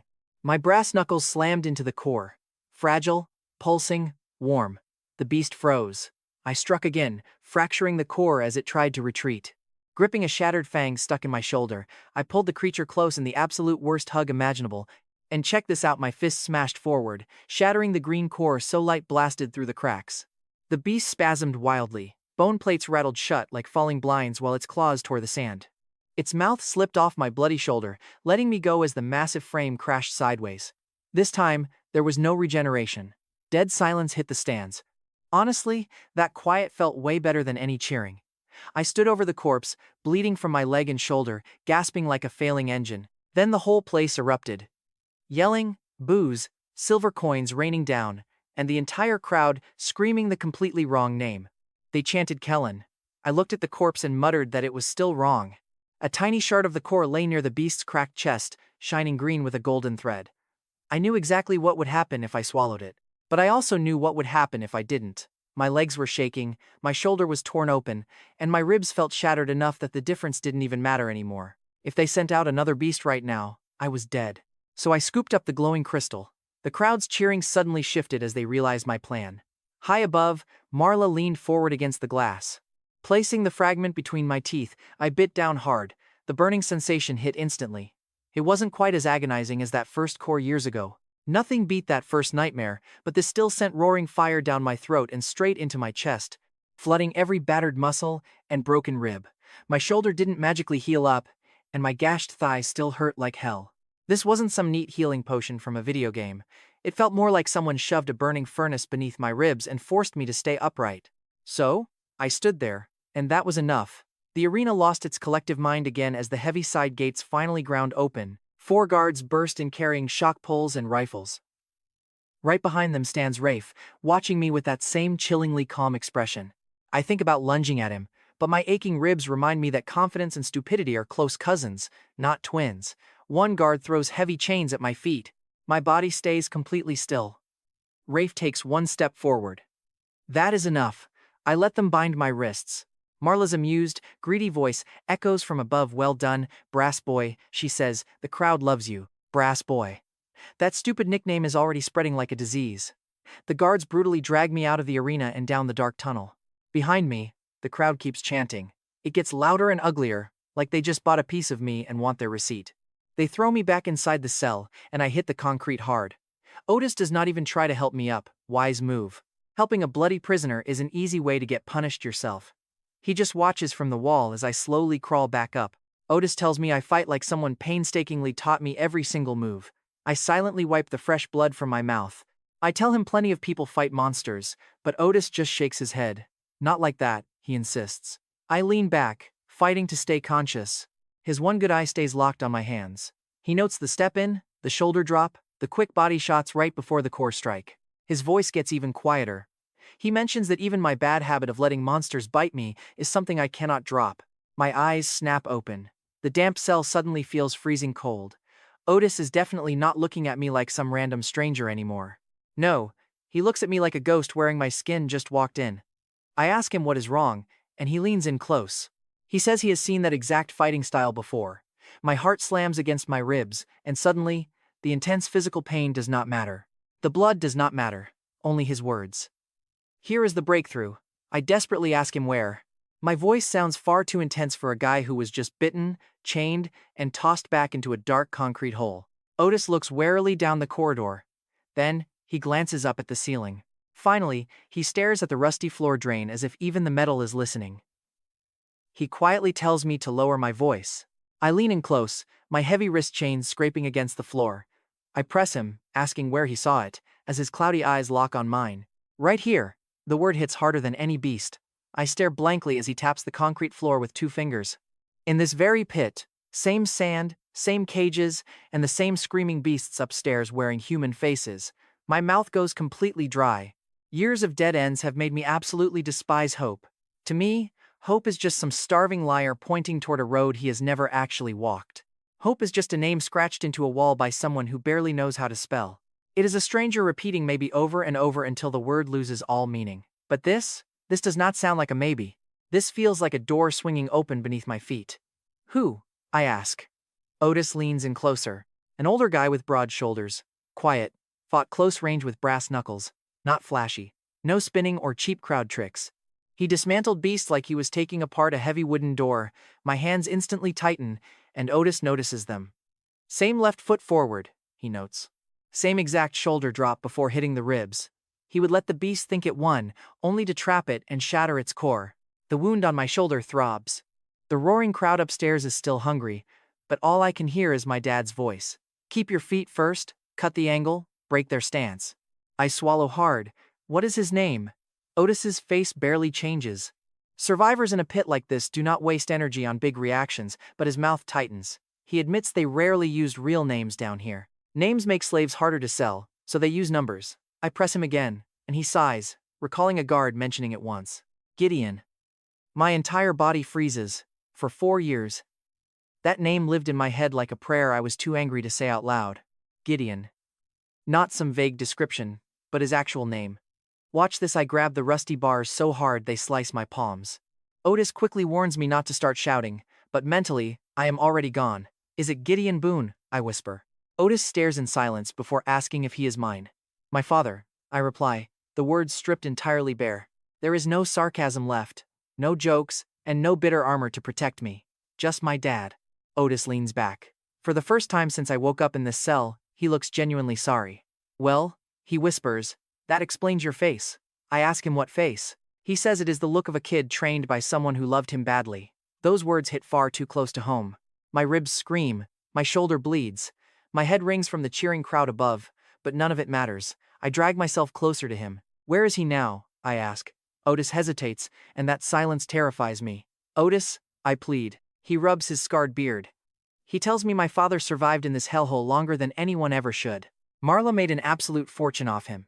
Wealthy elites paid top dollar just to watch an old brass-knuckle brawler make deadly beasts look foolish. Do not call him old, I say. Otis just stares at me. Is that really the part you were mad about? Fair enough. I shut up. He kept going. The man won impossible fights, killed monsters that wiped out entire squads, and never begged or smiled for the crowd. And of course, that only made everyone love him more. Classic dad. Having all the emotional warmth of a locked vault, yet somehow becoming a crowd favorite in hell? Painfully on brand. So what happened next? I ask. Otis glances down the hallway. Marla sold him. The whole cell goes dead cold. Sold him? Yeah, to some massive arena out west. Bigger money, deadlier beasts. Men with clean boots and armed trucks came for him. Your dad walked out chained between 6 guards, alive. The word hit me so hard I almost laughed out loud. Then the reality sinks in. Sold. West. My dad was actually here, breathing. Not just a ghost. They dragged him away. After 4 long years, his trail is not some rumor or blood on a jacket, it is right beneath my knees. I grab Otis by his collar, shaking him. We're out west. He does not flinch. I do not know, he says. His good eye gets cold. Kid, if I had the address, do you think I would still be rotting in this basement? I let go. My hands are shaking. I just squeeze them hard to make them stop. Otis straightens his shirt, trying to keep some dignity. All I know is the guards called it the Western Circuit. No one ever comes back from that place. Suddenly, a terrible scream echoes down the hall, not from the arena, but the cells. 2 guards are dragging a young kid out of his cell. He desperately grips the iron bars until a guard smashes his fingers. Bones snap. He lets go. A brutal reminder from this place that life does not pause for your emotional breakthroughs. Otis whispers, "Listen closely. If Marla figures out he was your father, you will get zero pity from her. I do not want pity. Well, you need a brain, because she does not see sons, only repeat customers."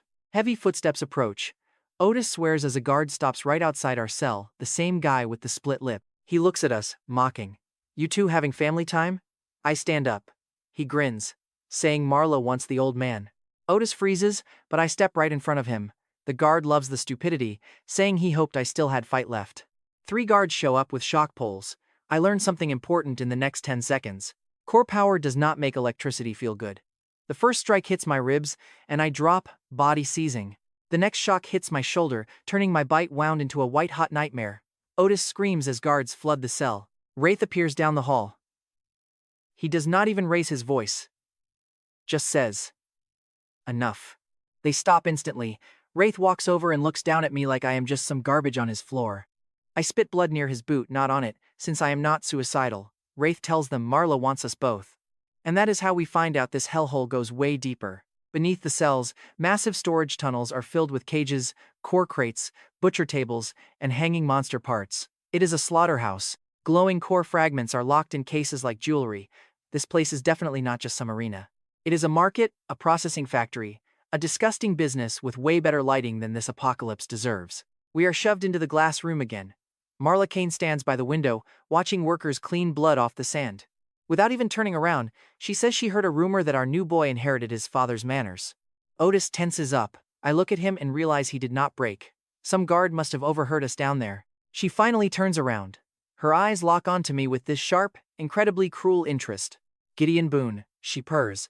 Hearing his full name in her mouth makes my chest tighten, and I lunge forward. Wraith grabs my neck instantly, slamming my face into the glass table. I can actually hear it crack beneath my cheek. She does not even flinch, just warns me that the table is imported. I struggle, but Wraith pins me harder. Otis tries to defend me, saying I just asked questions. Marla smiles, telling him he only survived by being boring. She warns him not to get interesting now. Otis wisely shuts up as she walks over to face me. "So Gideon had a son," she says. "Where is he?" I growl, refusing to play her sick games. "Your dad was just like that," she muses. A miserable, quiet man, but incredible for ticket sales. My hands curl. Wraith notices and locks down my wrist as she explains my dad arrived fully trained. Incredibly rare, most gladiators need shaping, but Gideon arrived fully scarred, stubborn, and ungrateful. The fans absolutely loved him. "You forced him to fight." I laugh, calling her completely insane. Wasting talent in a dying world is insanity. Marla spits, I monetize it. With those words, his survival is reduced to a business model. Otis looks away as Marla leans closer, admitting she sold his father because the offer was just too good. Back then, she thought it was excellent judgment. But when he repeats her words, her smile thins out. For years, her regular customers begged for another brass knuckle brawler, but she never found one even worth the sand they bled on. Her cold gaze sweeps over his swollen face, the hidden pendant, his wrecked shoulder, and those heavy iron chains. He growls that he is not his father. But she smiles, "No, you are younger, angrier, and way easier to sell." When he tries to lunge, Rafe slams his wrist down hard, sending a sharp wave of pain right up his arm. Marla orders Rafe to allow no transfers, no previews, no private handling, and absolutely no killing without her direct command.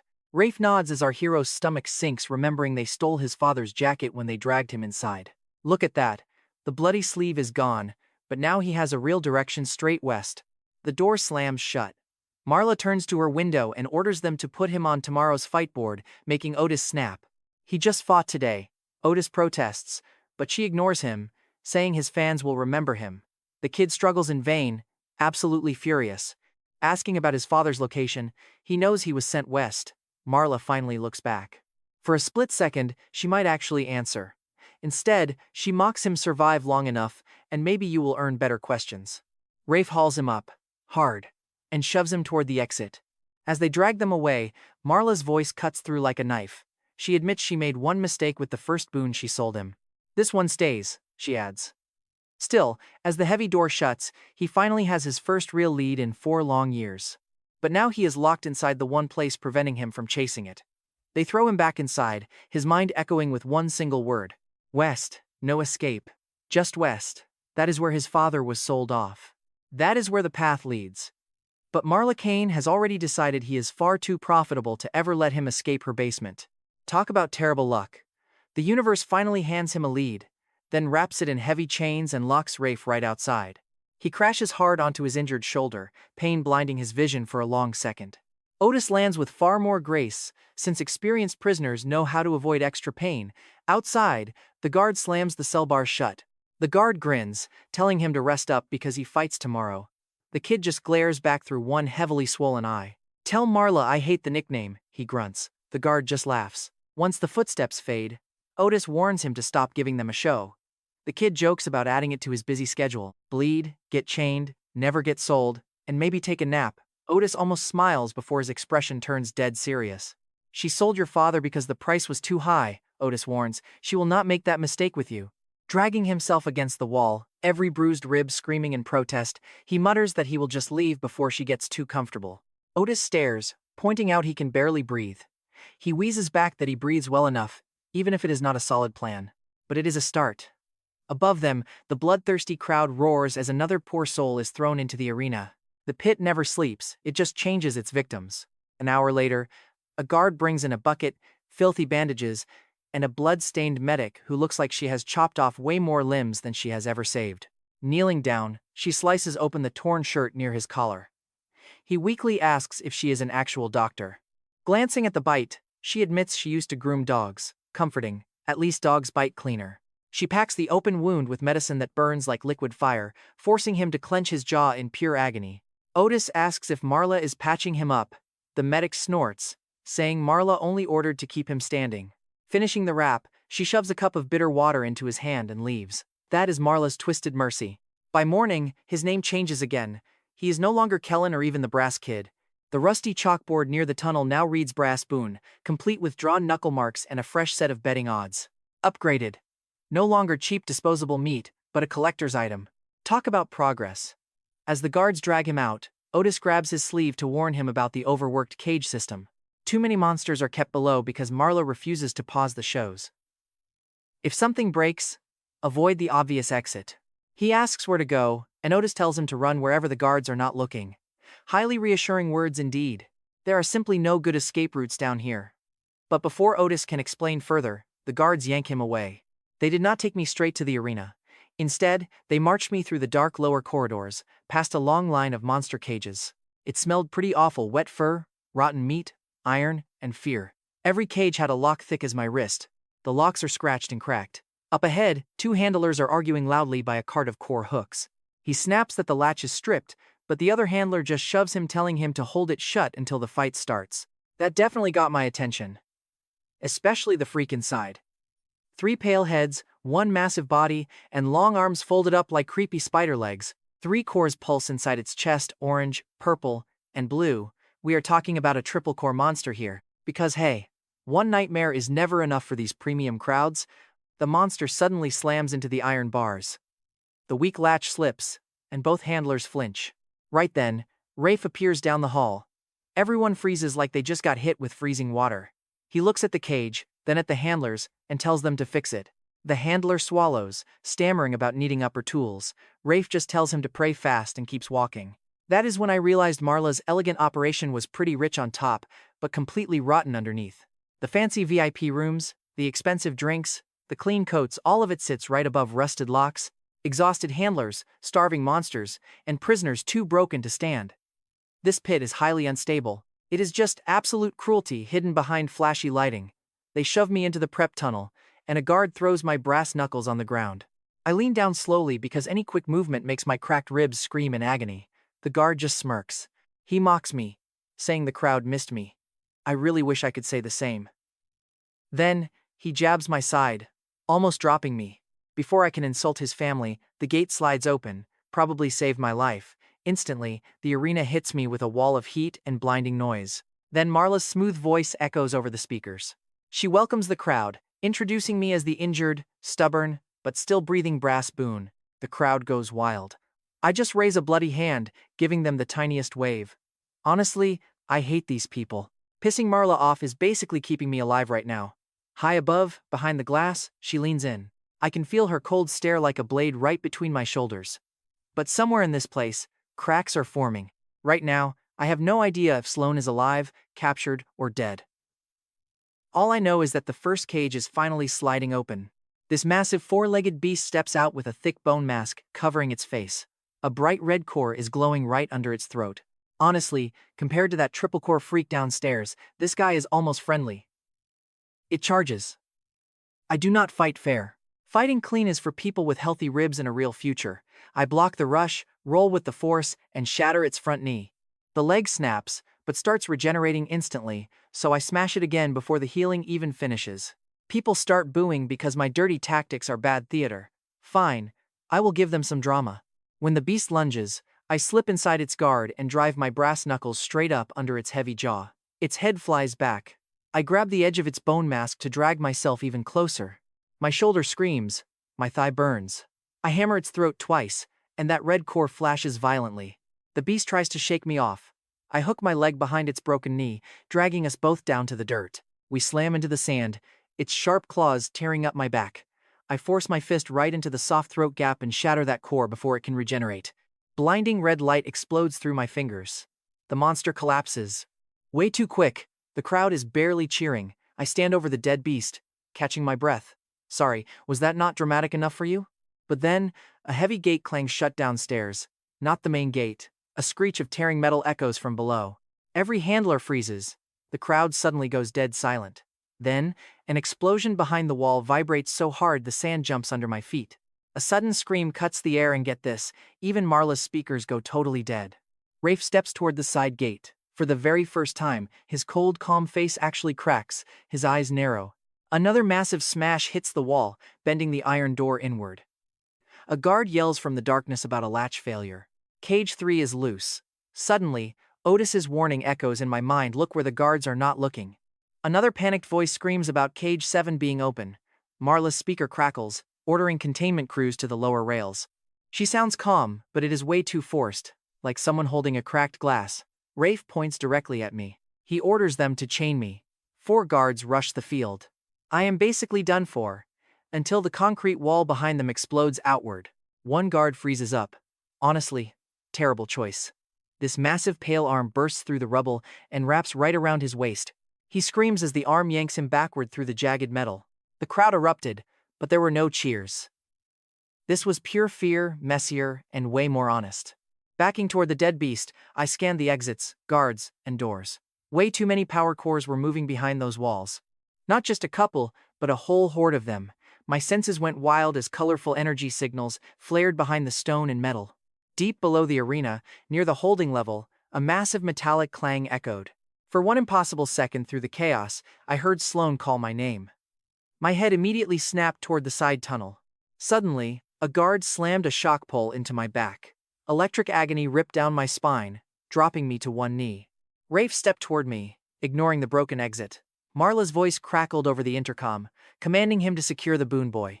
Beasts were running wild, guards were shrieking, yet Marla's only priority was locking down her expensive prize. Great to feel valued at the worst possible time. Then the wall literally explodes. Now the triple-core beast rams its pale heads through the gap. 1, 2, then all 3. The arena doors violently shudder.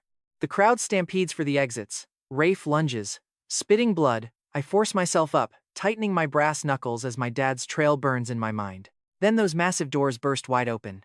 Right there, Marla's fighting pit remembered it was built in the middle of a literal apocalypse. For one split second, everyone completely freezes.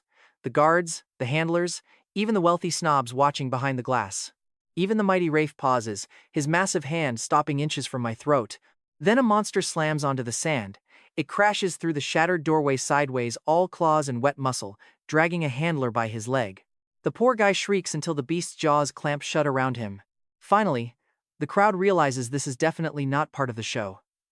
People start shoving each other out of the way to escape. Chairs fly everywhere as betting slips rain down like confetti. A rich lady slams her fists against the VIP glass, screaming for guards who are already running to save their own skins. I almost smile. It is not funny, but still. Honestly, you have to admit, fear sounds much sweeter when it comes from people who paid to watch us die. Rafe's hand suddenly clamps onto my shoulder, right? He is still a major problem. Marla's voice cuts through the panic over the speakers. Secure him now, she demands, completely ignoring the screaming crowd and her expensive little business crumbling right under her feet. By him, she meant me. Her precious, incredibly inconvenient asset. Whipping around, I drive my brass knuckles straight into Rafe's ribs. It honestly feels like punching a solid concrete wall. Rafe slowly turns his head and stares down. Bad choice, he mutters, before delivering a devastating blow that folds me in half, instantly emptying my lungs. My feet literally leave the sand as I crash onto my back hard enough to see bright, flashing sparks. Right above us, another beast climbs the rail into the lower seats. People scatter as a guard fires 3 useless shots. The creature instantly heals through all of them, dragging him down between the chairs. Meanwhile, Rafe reaches for me again. I barely roll away. My ribs scream so loudly, I almost miss a familiar voice calling my name from the side tunnel. There she is, sliding through a half-broken maintenance gate with mud on her face, a bloody knife in one hand, and a massive ring of keys she clearly stole from some unlucky guard. For one dumb heartbeat, I just stare at her. She is actually alive, and she looks absolutely furious. Honestly, I have never been happier to see someone so pissed off at me. Move, you dramatic idiot, she screams. I quickly scramble up. Rafe spots her, which is bad news. He starts heading toward her incredibly fast. I grab a broken shock pole from the dirt, swinging it hard into the back of his knee. The pole snaps, and Rafe's leg dips maybe 2 inches. Huge victory, right? A whole 2 inches. He backhands me without even turning around. I crash into the sand again, my mouth filled with blood. Sloane chucks a key at a guard's face, ducks under his rifle, and stabs his thigh. It is not heroic stabbing, just purely practical. The kind of move that says, please fall down and become someone else's problem. And luckily, he does. Running over, she hooks her arm under mine. You managed to find an even worse place than that church basement, she says. Still feels totally on brand, I reply. But before we can move, the floor violently shakes. The triple-core beast finally forces its massive body through. 3 pale heads split open at once, and 6 horrifying arms unfold from its sides. Look closely at its chest, colorful cores are burning like lanterns under skin. The crowd's panic instantly turns to pure animal terror.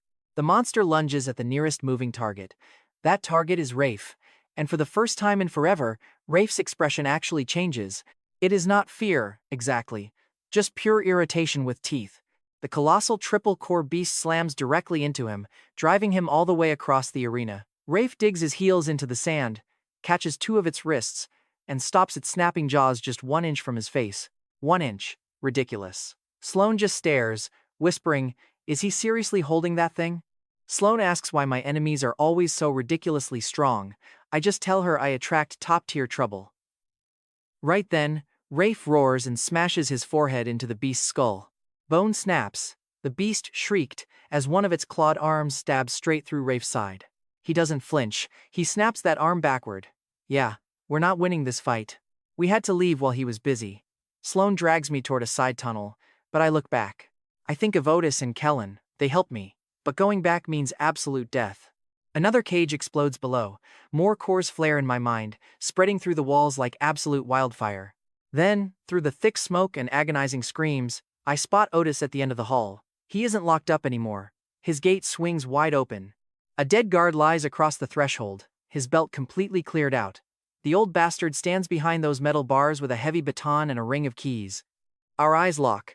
He points west with his metal baton. Not to himself, but west. He screams for me to run, boon, right before a monster crashes down. Talk about worst timing ever. The hallway vanishes behind a wall of bodies, smoke, and claws. That was the last I ever saw of Otis in Marla Kane's terrible pit. I wanted to run after him. I really did, but my dad's trail went west. Sloane is alive right next to me, and staying in this arena out of sheer guilt would be a pretty poetic way to end up as monster food. I hate poetry, so we run. Sloane knows these tunnels because she literally crawled through half the pit to find me. She drags me through a maintenance corridor behind the arena walls, past old pipes, rusted chains, and a dead keeper with a broken badge.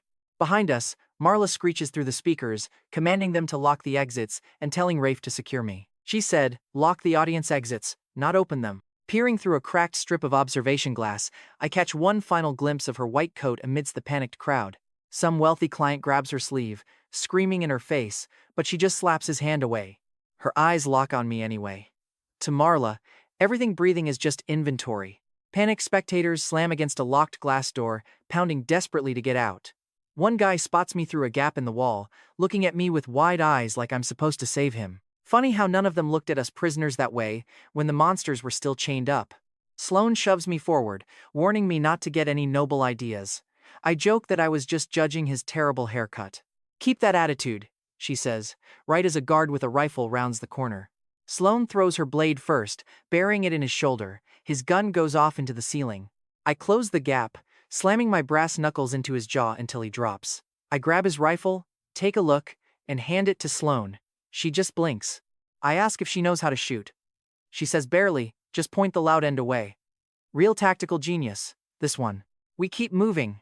Soon, the tunnel slopes downward toward the monster holding cells. It's technically the wrong direction, but the upper exits are swarming with guards and screaming elites. The lower path has monsters and wreckage, but far fewer people to block us. Otis told us not to head for the obvious exit. He was totally right. Kind of annoying, but right. Down at the lower rails, the pit is tearing itself apart. Tipped cages, bent metal, and glowing core crates are smashed across the blood-slicked floor like spilled candy. A terrified handler crawls under a cart, desperately whispering prayers. Two guards try to pull a gate shut, but something on the other side savagely rips their arms through the steel bars. Sloane points to a locked drainage door that goes outside. Of course it's heavily chained shut, because why would anything be easy for us? I yank the chain. Nothing. My body is strong, but my shoulder is completely shredded. My ribs are broken, and I'm basically fueled by pure rage and terrible life choices. Sloane shoves the rifle back to me, yelling to hold them off. I wonder who she means by them, right as a beast climbs over a cage. Well, there's my answer. She drops to her knees, frantically picking the locked chain with a bent piece of scrap metal. She is moving fast, but not fast enough for my comfort. And honestly, my comfort left this place a long time ago. The beast lunges, and I fire. The brutal recoil kicks my wounded shoulder so hard I nearly pass out. The bullet strikes it right in the chest. The wound heals instantly. Useless weapon. I throw the rifle at its face and charge. Its yellow core glows bright right behind its chest. I take a deep claw wound straight to my forearm, then relentlessly hammer that exact spot until the bone cracks open. It snaps at my neck, but I duck and ram my fist right up through its soft jaw. Its yellow core shatters. The beast collapses. Sloane yells that the door is ready, and it groans open. Freezing air hits my face. Real outside air. Then a heavy hand suddenly grabs the back of my neck. Rafe, of course. And he is bleeding heavily from his side. His sleeve is completely shredded, and black monster blood covers his coat. Behind him, that triple-core monster is somehow still moving, dragging itself forward with shattered heads. Rafe didn't kill it, he just blew past it. That is a worst-case scenario I can't even joke about. Suddenly, he slams me hard against the wall near the drain door. My knuckles scrape stone as my vision goes blurry. Sloane tries to raise her rifle, but Rafe kicks it away and backhands her into a metal cart. She hits the ground hard. Suddenly, something inside me goes cold. I swing at him, but he blocks it. I swing again, blocked again. Then he drives his fist straight into my stomach, my ribs, and finally my face. Every single blow shatters a piece of my confidence. I try Dad's close-range combat style, but Rafe just walks right through it. I try to cut off his angle, but he's already there. I try using pain to focus like Dad taught me, but Rafe dishes out way too much. He grabs my throat and lifts me off the ground, just like back at the freight yard, muttering that Marla wanted me alive. I choke. He sneers, asking if I'm always this heavy. His fist pulls back, but the triple core hits him from behind. All three heads scream at once. Rafe drops me, and I collapse onto the floor gasping. The beast drives a massive claw straight through Rafe's shoulder and slams him into the rail system, bending metal and rattling cages as its blue core flashes. Rafe snarls, mocking the beast for losing its calm. He grabs the claw in his shoulder and tears himself sideways, ripping completely free. Then he drives his bare hand right through the monster's left chest, cracking its orange core wide open. The explosion blows them both back. He can definitely kill this thing, but not quickly enough. Sloane grabs my arm. Go now, she screams. We bolt through the drainage door as Marla's voice shrieks from the speakers, no longer sounding smooth, rich, or bored. Do not let him leave, she yells. Do you hear me? Do not let the Boon Boy escape. That is the sound of real consequences. Her precious arena is burning, her crowd is trapped, and all the cages are wide open. Plus, the second boon she tried to lock up is crawling out through the drain, while her profits bleed out on the floor. We splash through a cramped concrete tunnel reeking of stagnant water and rotting monster flesh. Sloane basically drags me. Needing help still hurts my pride, but having her here makes it bearable. She rams her shoulder into a rusted grate. We spill out into the freezing night right under the freight yard. Cold, real rain hits my face. No crowds, no lights, no Marla calling death entertainment. Underneath us, the entire arena roars, screams, and tears itself apart. I collapse in the mud on one knee. Sloane drops right beside me, gasping for breath. For a while, we just sit in silence. Finally, she looks at me and says she found me. Her face is bruised, her lips split, mud staining her cheek. She looks exhausted, angry, and incredibly alive. I tell her she took long enough. She stares, then lets out a shaky, furious laugh, calling me an emotionally damaged brick. I almost smile. Almost. And get this, looking west, the sky is black, cracked by lightning from some unstable GYAT. West. Dad was sold out there, to a bigger arena and a massive circuit. A trail I can actually follow. I reach under my shirt for Mom's pendant. The strap is soaked with blood and rain, but the blue stone is still safe. Dad told me to never take it off. For years, I believed that warning was just his final order before vanishing completely. Now, it feels like something else entirely. Not an answer, and not forgiveness. Just a thread tying the dead, the missing, and the idiot kneeling in the mud together. Sloane looks out west, too. She says Maisie might be in that circuit. I say maybe, but she hates maybes. Me too, I reply, pushing myself back up. Every wound screams. Legs shaking. My shoulder feels like raw meat held together by pure stubbornness. But I am finally standing outside Marla Kane's arena. Not safe, not healed, just out. And for the first time in 4 years, I actually know which way to walk. I stare west through the rain. I am coming, Dad.